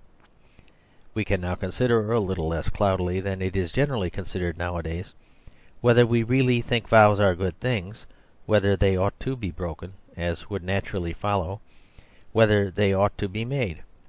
But we can never judge it fairly till we face, as I have tried to suggest, this main fact of history, that the personal pledge, feudal or civic or monastic, was the way in which the world did escape from the system of slavery in the past. For the modern breakdown of mere contract leaves it still doubtful if there be any other way of escaping it in the future. The idea, or at any rate the ideal, of the thing called a vow is fairly obvious. It is to combine the fixity that goes with finality with the self-respect that only goes with freedom. The man is a slave who is his own master, and a king who is his own ancestor. For all kinds of social purposes he has the calculable orbit of the man in the caste or the servile state, but the story of his own soul he is still pursuing, at great peril, his own adventure. As seen by his neighbours, he is as safe as if immured in a fortress, but as seen by himself he may be for ever careering through the sky or crashing towards the earth in a flying ship.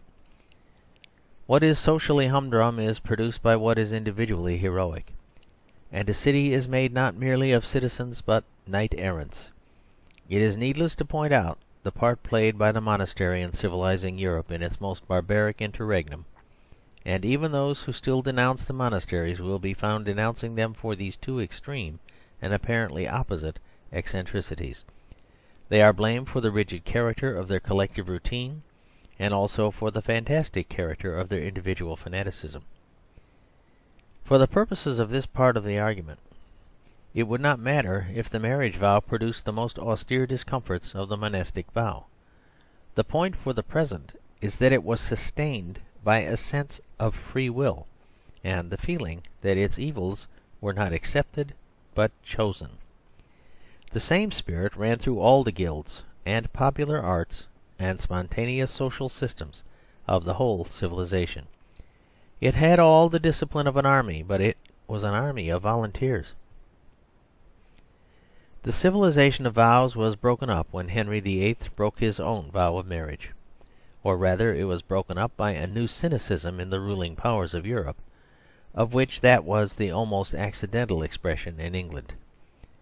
The monasteries that had been built by vows were destroyed. The guilds that had been regiments of volunteers were dispersed. The sacramental nature of marriage was denied, and many of the greatest intellects of the new movement, like Milton, already indulged in a very modern idealisation of divorce.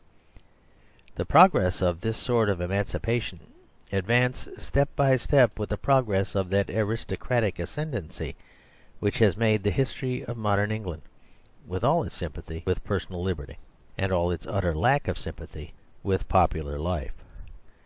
Marriage not only became less of a sacrament, but less of a sanctity. It threatened to become not only a contract, but a contract that could not be kept.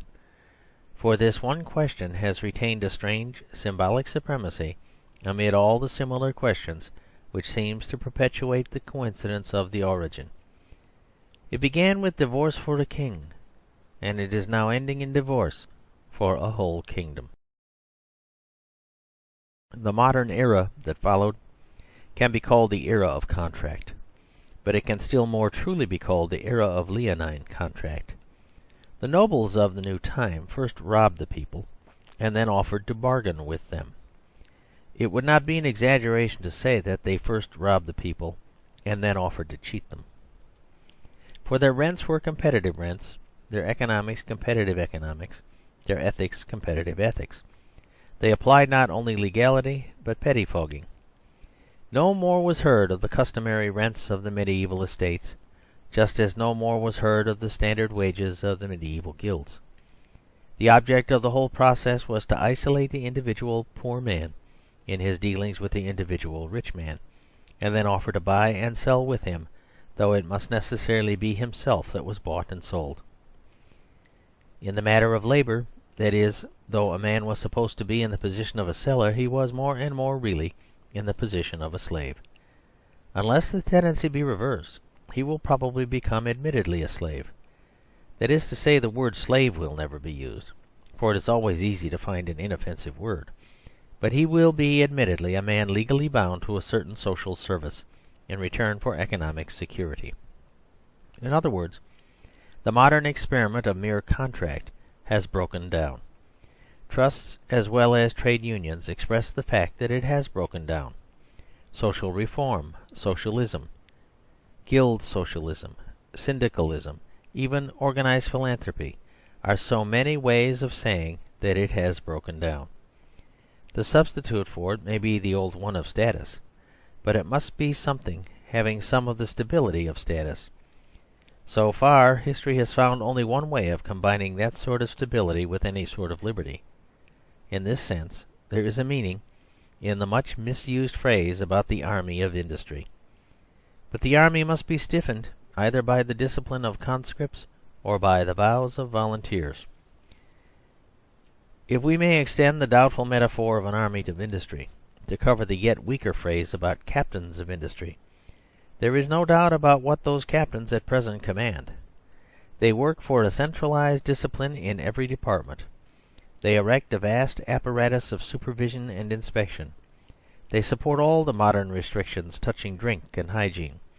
They may be called the friends of temperance or even of happiness, but even their friends would not call them the friends of freedom.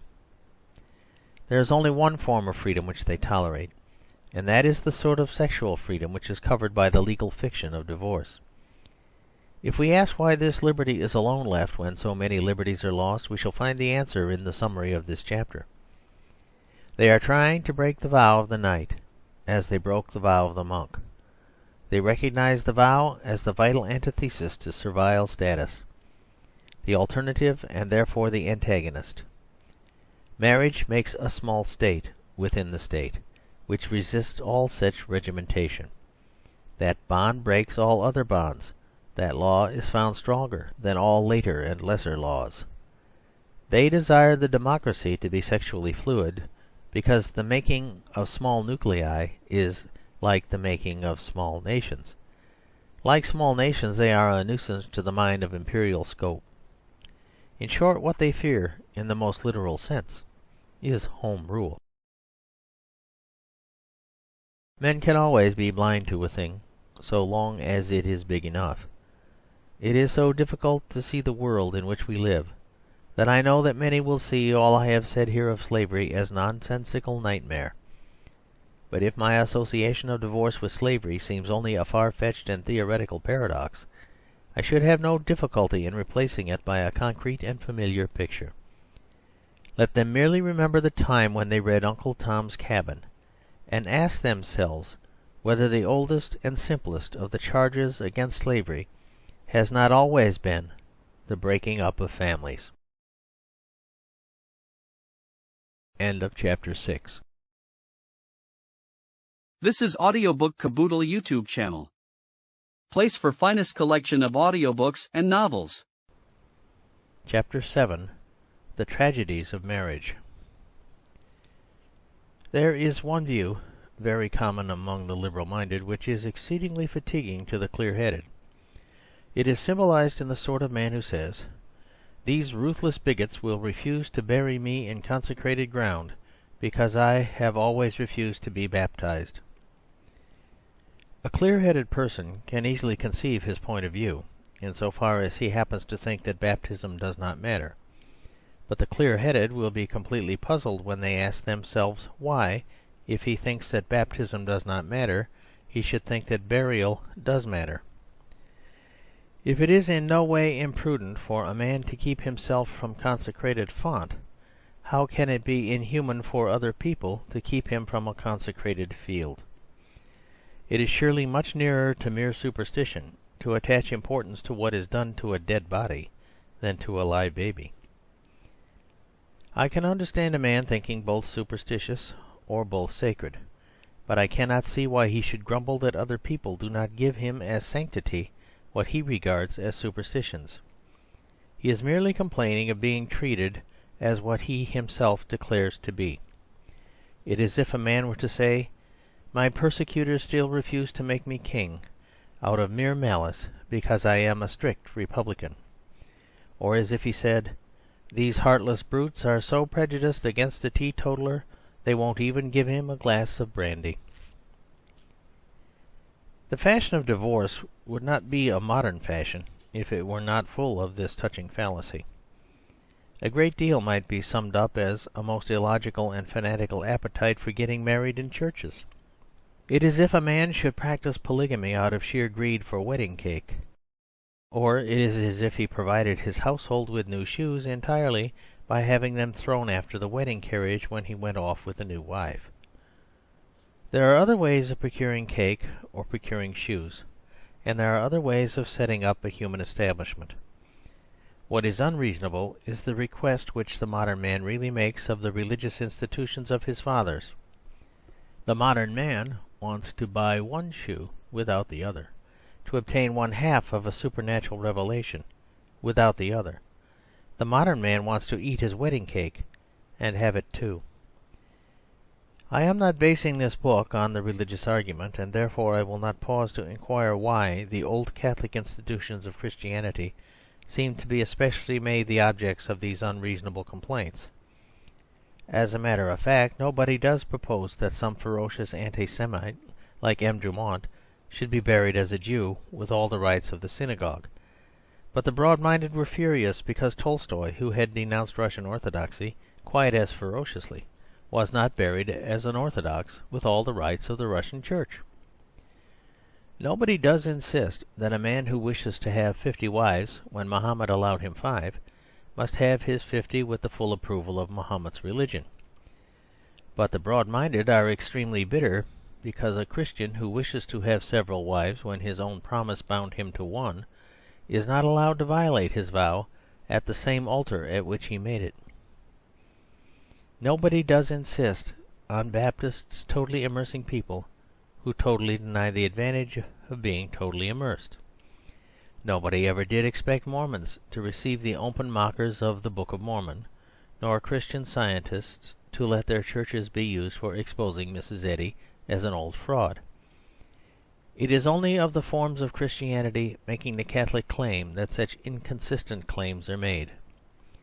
And even the inconsistency is, as I fancy, a tribute to an acceptance of the Catholic idea in the Catholic fashion. It may be that men have an obscure sense that nobody need belong to the Mormon religion, and every one does ultimately belong to the Church. And though he may have made a few dozen Mormon marriages in a wandering and entertaining life, he will really have nowhere to go if he does not somehow find his way back to the churchyard. But all this concerns the general theological question, and not the matter involved here, which is merely historical and social. The point here is that it is at least superficially inconsistent to ask institutions for a formal approval which they can only give by inconsistency. I have put first the question of what is marriage, and we are now in a position to ask more clearly what is divorce. It is not merely the negation or neglect of marriage, for anyone can always neglect marriage. It is not the dissolution of the legal obligation of marriage, or even the legal obligation of monogamy, for the simple reason that no such obligation exists. Any man in modern London may have 100 wives if he does not call them wives, or rather, if he does not go through certain more or less mystical ceremonies in order to assert that they are wives. He might create a certain social coolness round his household, a certain fading of his general popularity, but that is not created by law, and could not be prevented by law. As the late Lord Salisbury very sensibly observed about boycotting in Ireland, how can you make a law to prevent people going out of a room when somebody they don't like comes into it? We cannot be forcibly introduced to a polygamist by a policeman. It would not be an assertion of social liberty, but a denial of social liberty, if we found ourselves practically obliged to associate with all the profligates in society. But divorce is not in this sense mere anarchy. On the contrary, divorce is in this sense respectability, and even a rigid excess of respectability.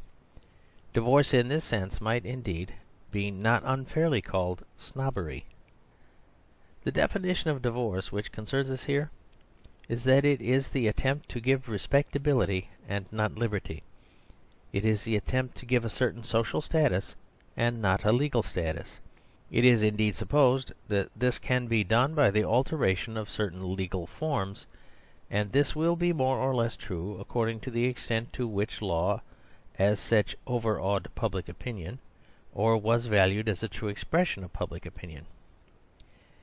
If a man divorced in the large-minded fashion of Henry VIII pleaded his legal title among the peasantry of Ireland, for instance, I think he would find a difference still existing between respectability and religion. But the peculiar point here is that many are claiming the sanction of religion as well as of respectability. They would attach to their very natural and sometimes very pardonable experiments a certain atmosphere and even glamour which has undoubtedly belonged to the status of marriage in historic Christendom. But before they make this attempt, it would be well to ask why such a dignity ever appeared, or in what it consisted. And I fancy we shall find ourselves confronted with the very simple truth that the dignity arose wholly and entirely out of the fidelity, and that the glamour merely came from the vow. People were regarded as having a certain dignity because they were dedicated in a certain way, as bound to certain duties, and, if it be preferred, to certain discomforts. It may be irrational to endure these discomforts. It may even be irrational to respect them. But it is certainly much more irrational to respect them and then artificially transfer the same respect to the absence of them. It is as if we were to expect uniforms to be saluted when armies were disbanded, and ask people to cheer a soldier's coat when it did not contain a soldier. If you think you can abolish war, abolish it. But do not suppose that when there are no wars to be waged, there will still be warriors to be worshipped. If it was a good thing that the monasteries were dissolved, let us say so and dismiss them. But the nobles who dissolved the monasteries did not shave their heads and ask to be regarded as saints solely on account of that ceremony. The nobles did not dress up as abbots and ask to be credited with a potential talent for working miracles because of the austerity of their vows of poverty and chastity. They got inside the houses, but not inside the hoods, and still less the halos. They at least knew that it is not the habit that makes the monk. They were not so superstitious as those moderns who think it is the veil that makes the bride. What is respected, in short, is the fidelity to the ancient flag of the family and a readiness to fight for what I have noted as its unique type of freedom. I say readiness to fight, for fortunately the fight itself is the exception rather than the rule. The soldier is not respected because he is doomed to death, but because he is ready for death, and even ready for defeat. The married man or woman is not doomed to evil, sickness, or poverty, but is respected for taking a certain step for better or worse, for richer or poorer, in sickness or in health. But there is one result of this line of argument which should correct a danger in some arguments on the same side. It is very essential that a stricture on divorce, which is in fact simply a defence of marriage, should be independent of sentimentalism, especially in the form called optimism. A man justifying a fight for national independence or civic freedom is neither sentimental nor optimistic. He explains the sacrifice, but he does not explain it away. He does not say that bayonet wounds are pinpricks or mere scratches of the thorns of a rose of pleasure. He does not say that the whole display of firearms is a festive display of fireworks. On the contrary, when he praises it most, he praises it as pain rather than pleasure. He increases the praise with pain. It is his whole boast that militarism, and even modern science can produce no instrument of torture to tame the soul of a man. It is idle, in speaking of war, to pit the realistic against the romantic, in the sense of the heroic. For all possible realism can only increase the heroism, and therefore, in the highest sense, increase the romance. Now, I do not compare marriage with war, but I do compare marriage with law or liberty or patriotism or popular government, or any of the human ideals which have often to be defended by war. Even the wildest of those ideals, which seem to escape from all the discipline of peace, do not escape from the discipline of war. The Bolshevists may have aimed at pure peace and liberty, but they have been compelled for their own purpose first to raise armies and then to rule armies. In a word, however beautiful you may think your own visions of beatitude, men must suffer to be beautiful, and even suffer a considerable interval of being ugly. And I have no notion of denying that mankind suffers much from the maintenance of the standard of marriage, as it suffers from the necessity of criminal law, or the recurrence of crusades and revolutions. The only question here is whether marriage is indeed, as I maintain, an ideal and an institution for making popular freedom. I do not need to be told that anything making for popular freedom has to be paid for in vigilance and pain, and a whole army of martyrs. Hence I am far indeed from denying the hard cases which exist here, as in all matters involving the idea of honour. For indeed I could not deny them without denying the whole parallel of militant morality on which my argument rests. But this being first understood, it will be well to discuss in a little more detail what are described as the tragedies of marriage. And the first thing to note about the most tragic of them is that they are not tragedies of marriage at all. They are tragedies of sex, and might easily occur in a highly modern romance in which marriage was not mentioned at all. It is generally summarized by saying that the tragic element is the absence of love. But it is often forgotten that another tragic element is often the presence of love. The doctors of divorce, with an air of the frank and friendly realism of men of the world, are always recommending and rejoicing in a sensible separation by mutual consent. But if we are really to dismiss our dreams of dignity and honour, if we are really to fall back on the frank realism of our experience as men of the world, then the very first thing that our experience will tell us is that it very seldom is a separation by mutual consent. That is, that the consent very seldom is sincerely and spontaneously mutual. By far the commonest problem in such cases is that in which one party wishes to end the partnership and the other does not. And of that emotional situation you can make nothing but a tragedy, whichever way you turn it. With or without marriage, with or without divorce, with or without any arrangements that anybody can suggest or imagine, it remains a tragedy. The only difference is that by the doctrine of marriage it remains both a noble and a fruitful tragedy, like that of a man who falls fighting for his country or dies testifying to the truth. But the truth is that the innovators have as much sham optimism about divorce as any romanticist can have about marriage. They regard their story, when it ends in the divorce court, through as rosy a mist of sentimentalism as anybody ever regarded a story ending with wedding bells. Such a reformer is quite sure that when once the prince and princess are divorced by the fairy godmother, they will live happily ever after. I enjoy romance, but I like it to be rooted in reality, and anyone with a touch of reality knows that 9 couples out of 10, when they are divorced, are left in an exceedingly different state. It will be safe to say in most cases that one partner will fail to find happiness in an infatuation, and the other will from the first accept the tragedy. In the realm of reality, and not romance, it is commonly a case of breaking hearts as well as breaking promises, and even dishonour is not always a remedy for remorse. The next limitation to be laid down in the matter affects certain practical forms of discomforts on a level rather lower than love or hatred.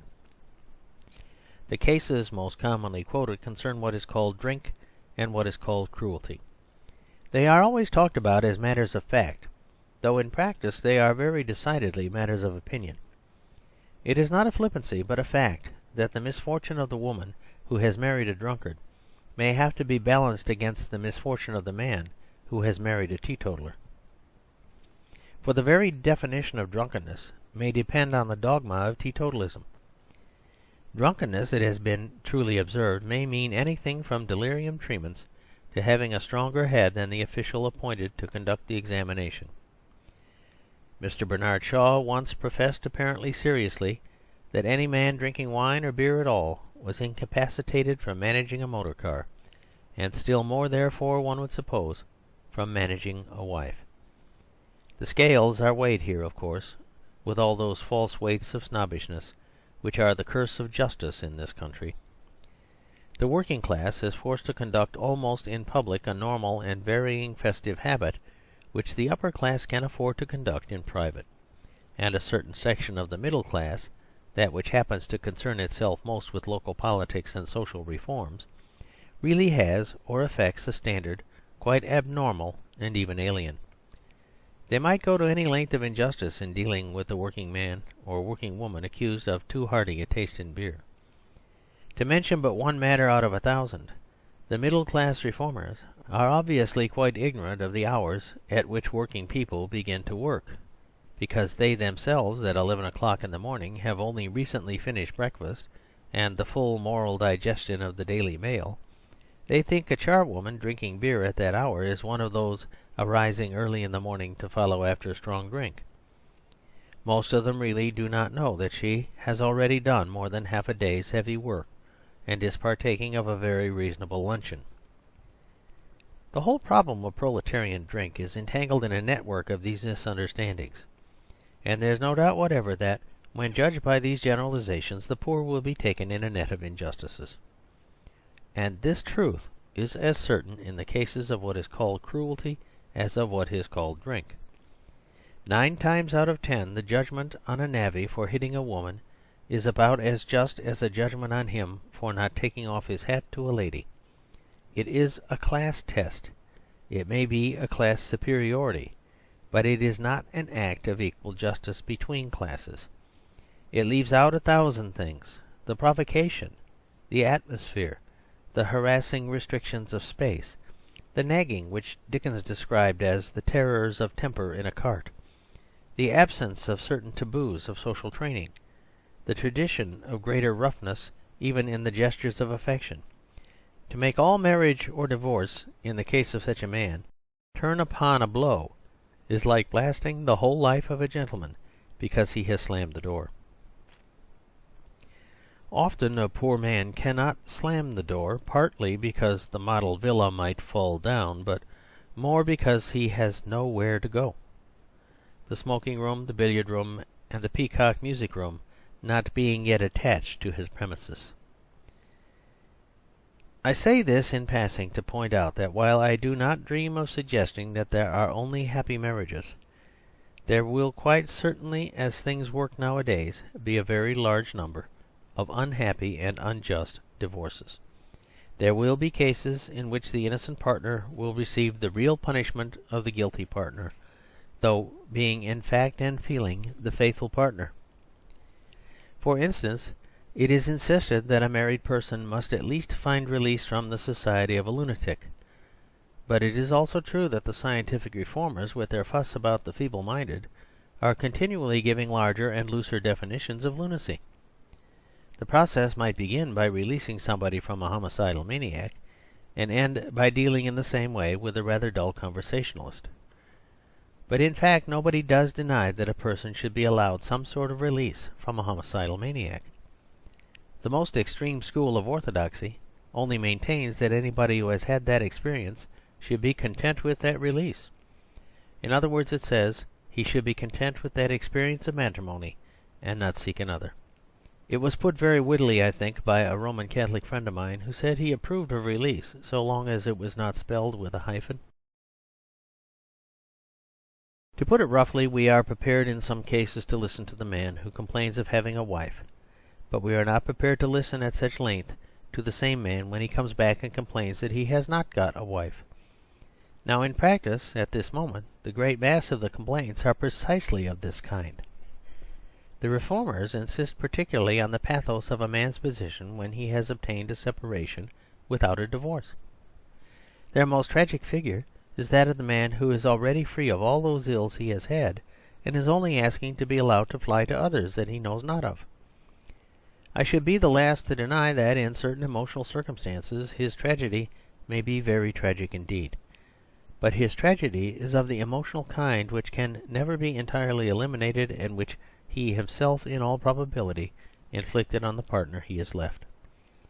We may call it the price of maintaining an ideal, or the price of making a mistake. But anyhow, it is the point of our whole distinction in the matter. It is here that we draw the line.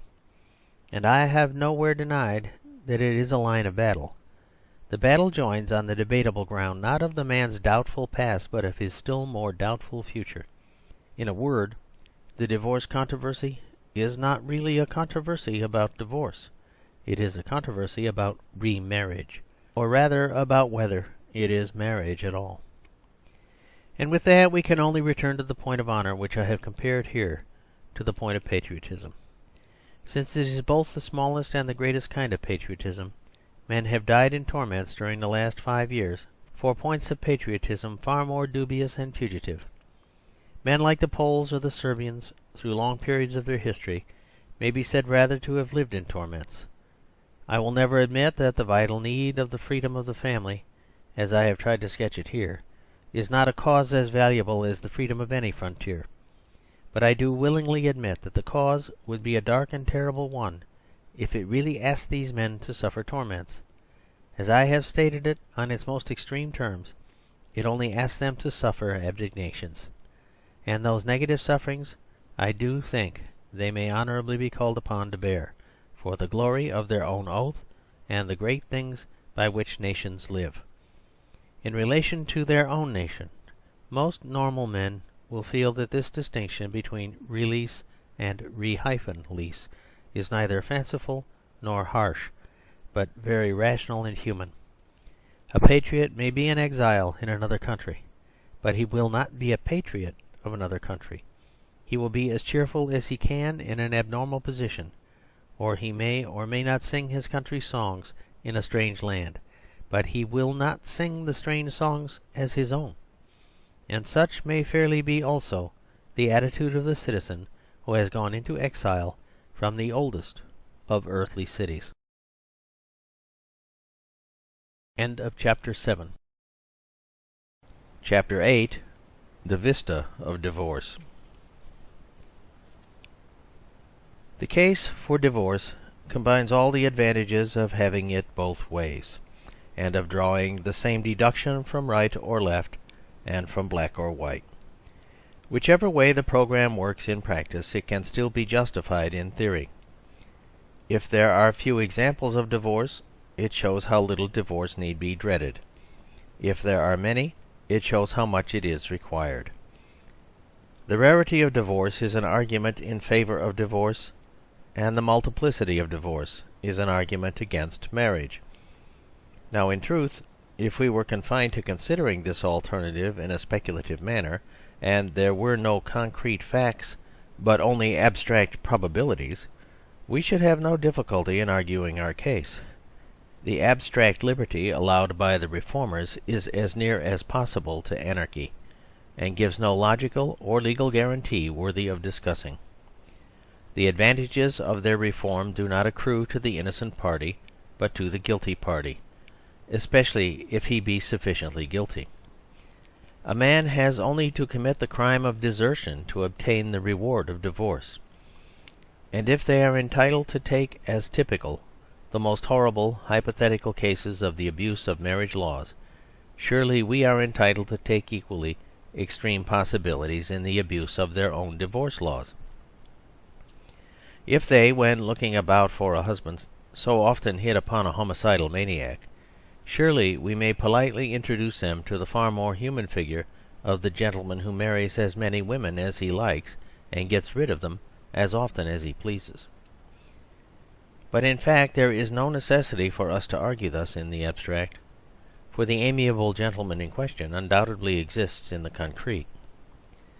Of course he is no new figure. He is a very recurrent type of rascal.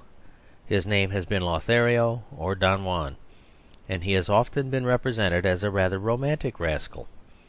The point of divorce reform, it cannot too often be repeated, is that the rascal should not only be regarded as romantic, but regarded as respectable. He is not to sow his wild oats and settle down. He is merely to settle down to sowing his wild oats. They are to be regarded as tame and inoffensive oats, almost, as if one may say so, as Quaker oats. But there is no need, as I say, to speculate about whether the looser view of divorce might prevail, for it is already prevailing. The newspapers are full of an astonishing hilarity about the rapidity with which hundreds of thousands of human families are being broken up by the lawyers, and about the undisguised haste of the hustling judges who carry on the work. It is a form of hilarity which would seem to recall the gaiety of a gravedigger in a city swept by pestilence. But a few details occasionally flash by in the happy dance. From time to time the court is moved by a momentary curiosity about the causes of the general violation of oaths and promises, as if there might here and there be a hint of some sort of reason for ruining the fundamental institution of society. And nobody who notes these details, or considers those faint hints of reason, can doubt for a moment that masses of these men and women are now simply using divorce in the spirit of free love.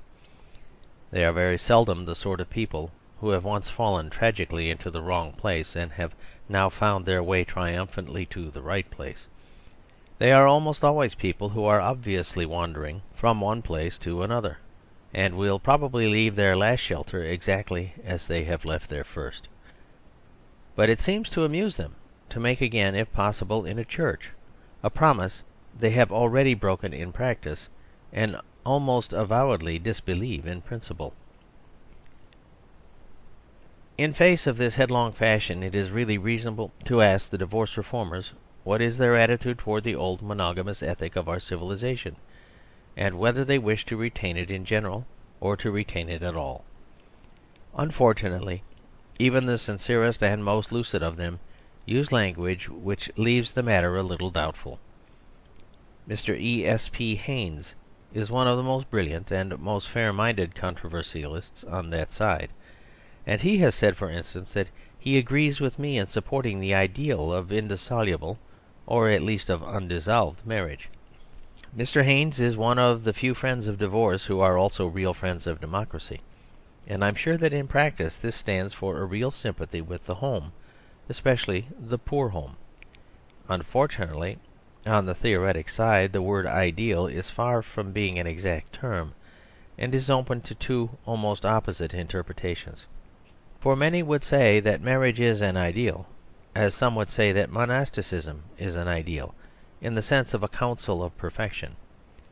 Now certainly we might preserve a conjugal idea in this way. A man might be reverently pointed out in the street as a sort of saint, merely because he was married. A man might wear a medal for monogamy, or have letters after his name similar to V.C. or D.D., let us say L.W. for lives with his wife, or N.D.Y. for not divorced yet. We might, on entering some strange city, be struck by a stately column erected to the memory of a wife who never ran away with a soldier, or the shrine and image of a historical character who had resisted the example of the man in the New Witness ballad in bolting with the children's nurse. Such high artistic hagiology would be quite consistent with Mr. Haynes' divorce reform, with remarriage after 3 years or 3 hours. It would also be quite consistent with Mr. Haynes' phrase about preserving an ideal of marriage. What it would not be consistent with is the perfectly plain, solid, secular and social usefulness which I have here attributed to marriage. It does not create or preserve a natural institution normal to the whole community, to balance the more artificial and even more arbitrary institution of the State, which is less natural, even if it is equally necessary. It does not defend a voluntary association, but leaves the only claim on life, death, and loyalty with a more coercive institution. It does not stand in the sense I have tried to explain for the principle of liberty. In short, it does not do any of the things which Mr. Haynes himself would especially desire to see done. For humanity to be thus spontaneously organised from below, it is necessary that the organisation should be almost as universal as the official organisation from above. The tyrant must find not one family but many families defying his power. He must find mankind not a dust of atoms, but fixed in solid blocks of fidelity, and those human groups must support not only themselves but each other. In this sense, what some call individualism is as corporate as communism. It is a thing of volunteers, but volunteers must be soldiers. It is a defence of private persons, but we might say that the private persons must be private soldiers. The family must be recognised as well as real. Above all, the family must be recognised by the families. To expect individuals to suffer successfully for a home apart from the home, that is, for something which is an incident but not an institution, is really a confusion between two ideas. It is a verbal sophistry, almost in the nature of a pun. Similarly, for instance, we cannot prove the moral force of a peasantry by pointing to one peasant. We might almost as well reveal the military force of infantry by pointing to one infant. I take it, however, that the advocates of divorce do not mean that marriage is to remain ideal only in the sense of being almost impossible. They do not mean that a faithful husband is only to be admired as a fanatic. The reasonable men among them do really mean that a divorced person shall be tolerated as something unusually unfortunate, not merely that a married person shall be admired as something unusually blessed and inspired. But whatever they desire, it is as well that they should realise exactly what they do. And in this case I should like to hear the criticisms in the manner of what they see. They must surely see that in England at present, as in many parts of America in the past, the new liberty is being taken in the spirit of licence, as if the exception were to be the rule, or rather perhaps the absence of rule. This will especially be made manifest if we consider that the effect of the process is accumulative like a snowball, and returns on itself like a snowball. The obvious effect of frivolous divorce will be frivolous marriage. If people can be separated for no reason, they will feel it all the easier to be united for no reason. A man might quite clearly foresee that a sensual infatuation would be fleeting, and console himself with the knowledge that the connection could be equally fleeting. There seems no particular reason why he should not elaborately calculate that he could stand a particular lady's temper for 10 months, or reckon that he could have enjoyed and exhausted her repertoire of drawing-room songs in 2 years. The old joke about choosing the wife to fit the furniture or the fashions might quite logically return, not as an old joke, but as a new solemnity. Indeed, it will be found that new religion is generally the return of the old joke. A man might quite consistently see a woman as suited to the period of the hobble skirt, and as less suited to the threatened recurrence of the crinoline. These fancies are fantastic enough, but they are not a shade more fantastic than the facts of many a divorce controversy as urged in the divorce courts. And this is to leave out altogether the most fantastic fact of all, the winking at widespread and conspicuous collusion. Collusion has become not so much an illegal evasion as a legal fiction, and even a legal institution, as it is admirably satirised in Mr. Somerset Maugham's brilliant play, Home and Beauty. The fact was very frankly brought before the public by a man who was eminently calculated to disarm satire by sincerity. Colonel Wedgwood is a man who can never be too much honoured by all who have any hope of popular liberties still finding champions in the midst of parliamentary corruption. He is one of the very few men alive who have shown both military and political courage, the courage of the camp and the courage of the forum.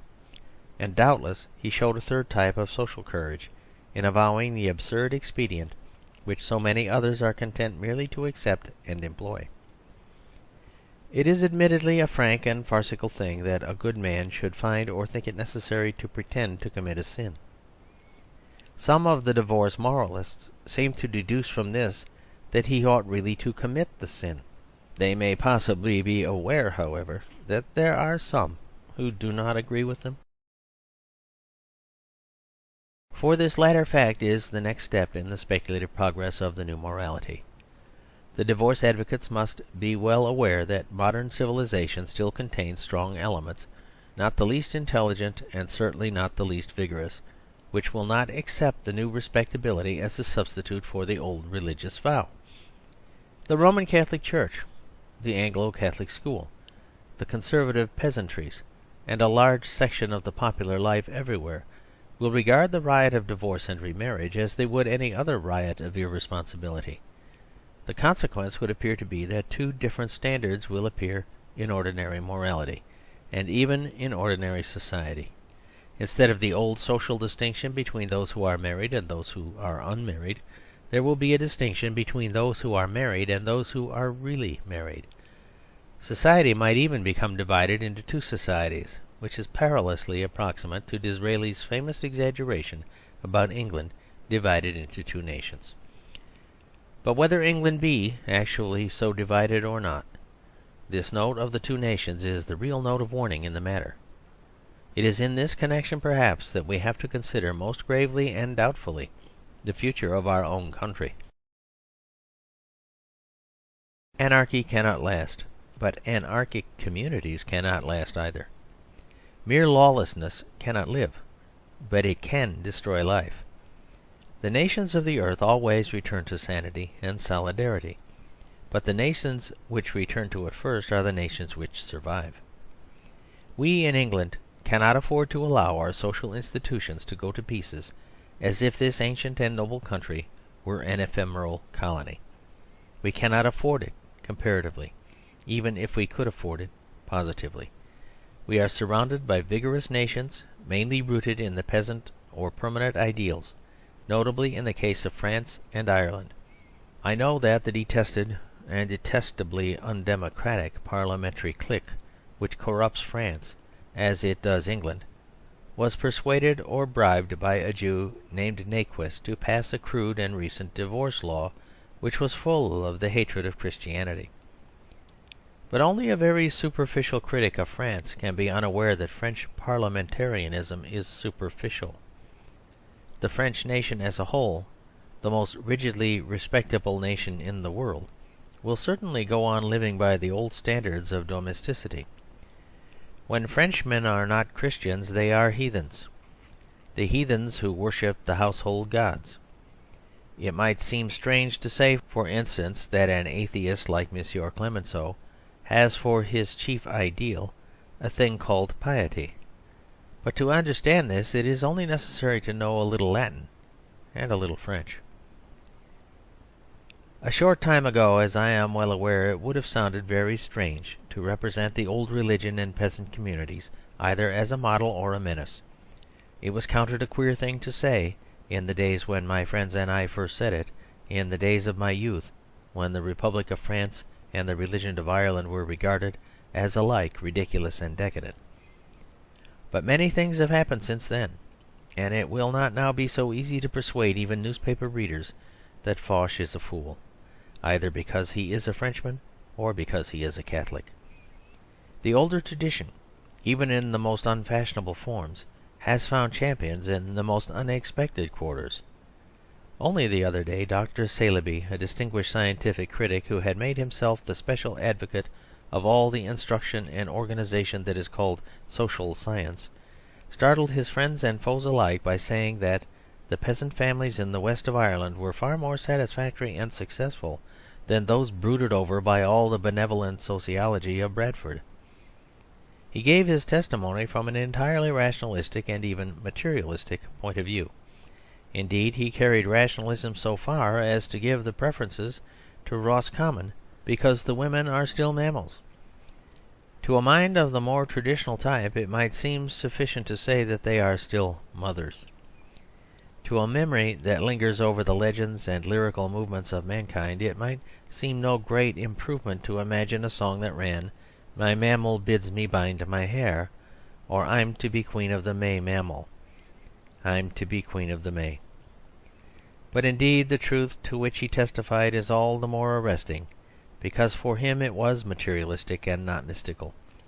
The brute biological advantage, as well as other advantages, was with those for whom that truth was a truth, and it was all the more instinctive and automatic where that truth was a tradition. The sort of place where mothers are still something more than mammals is the only sort of place where they are still mammals. There the people are still healthy animals, healthy enough to hit you if you call them animals. I also have, on this merely controversial occasion, used throughout the rationalistic and not the religious appeal. But it is not unreasonable to note that the materialistic advantages are really found among those who most repudiate materialism. The one stray testimony is but a type of 1,000 things of the same kind, which will convince any one with a sense of social atmosphere that the day of the peasantries is not passing but rather arriving. It is the more complex types of society that are now entangled in their own complexities.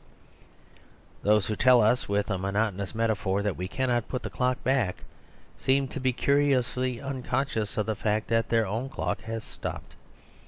And there is nothing so hopeless as a clockwork when it stops. A machine cannot mend itself. It requires a man to mend it. And the future lies with those who can make living laws for men and not merely dead laws for machinery. Those living laws are not to be found in the scatter-brained scepticism which is busy in the great cities, dissolving what it cannot analyse. The primary laws of man are to be found in the permanent life of man, in those things that have been common to it in every time and land, though in the highest civilisation they have reached an enrichment like that of the divine romance of Cana in Galilee. We know that many critics of such a story say that its elements are not permanent. But indeed it is the critics who are not permanent.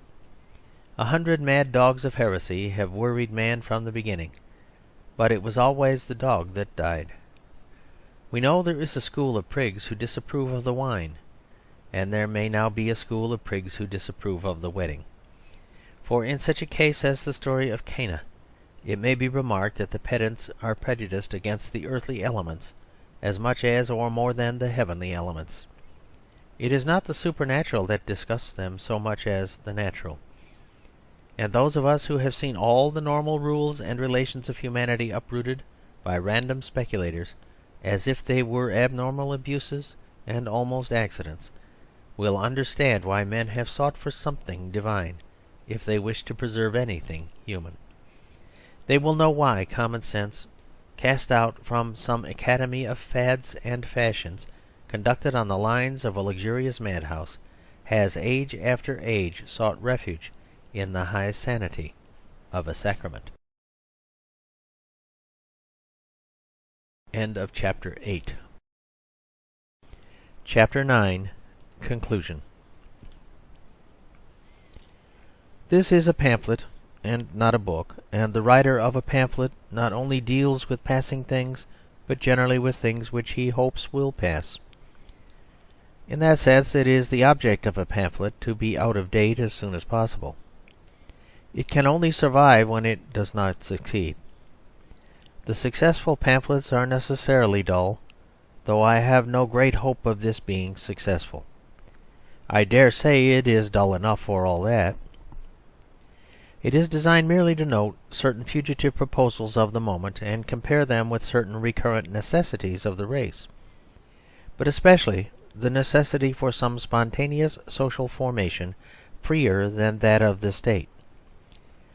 If it were more in the nature of a work of literature, with anything like an ambition of endurance, I might go deeper into the matter and give some suggestions about the philosophy or religion of marriage, and the philosophy or religion of all these rather random departures from it. Some day, perhaps, I may try to write something about the spiritual or psychological quarrel between faith and fads. Here I will only say in conclusion that I believe the universal fallacy here is a fallacy of being universal. There is a sense in which it is a really human, if heroic, possibility to love everybody, and the young student will not find it a bad preliminary exercise to love somebody.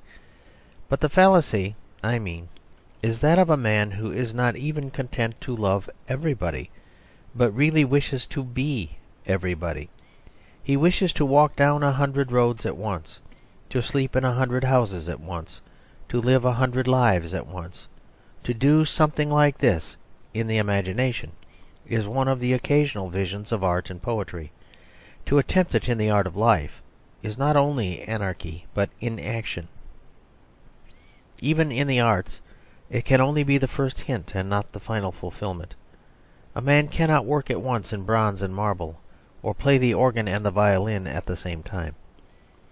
The universal vision of being such a Briareus is a nightmare of nonsense, even in the merely imaginative world, and ends in mere nihilism in the social world. If a man had 100 houses, there would still be more houses than he had days in which to dream of them. If a man had 100 wives, there would still be more women than he could ever know. He would be an insane sultan, jealous of the whole human race and even of the dead and the unborn. I believe that behind the art and philosophy of our time there is a considerable element of this bottomless ambition and this unnatural hunger. And since in these last words I am touching only lightly on things that would need much larger treatment, I will admit that the rending of the ancient roof of man is probably only part of such an endless and empty expansion.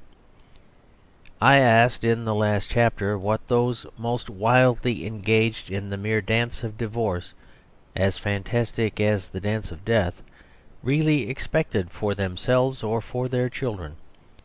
And in the deepest sense I think this is the answer, that they expect the impossible. That is, the universal. They are not crying for the moon, which is a definite and therefore a defensible desire. They are crying for the world, and when one had it, they would want another one. In the last resort, they would like to try every situation, not in fancy but in fact. But they cannot refuse any, and therefore cannot resolve on any. In so far as this is the modern mood, it is a thing so deadly as to be already dead. What is vitally needed everywhere, in art as much as in ethics, in poetry as much as in politics, is choice, a creative power in the will as well as in the mind. Without that self-limitation of somebody, nothing living will ever see the light. The end of chapter 9. The end of the Superstition of Divorce by G.K. Chesterton. This was Audiobook Caboodle YouTube channel presentation. We hope you enjoyed listening. For full audiobook, check out our playlist section. Links in description below.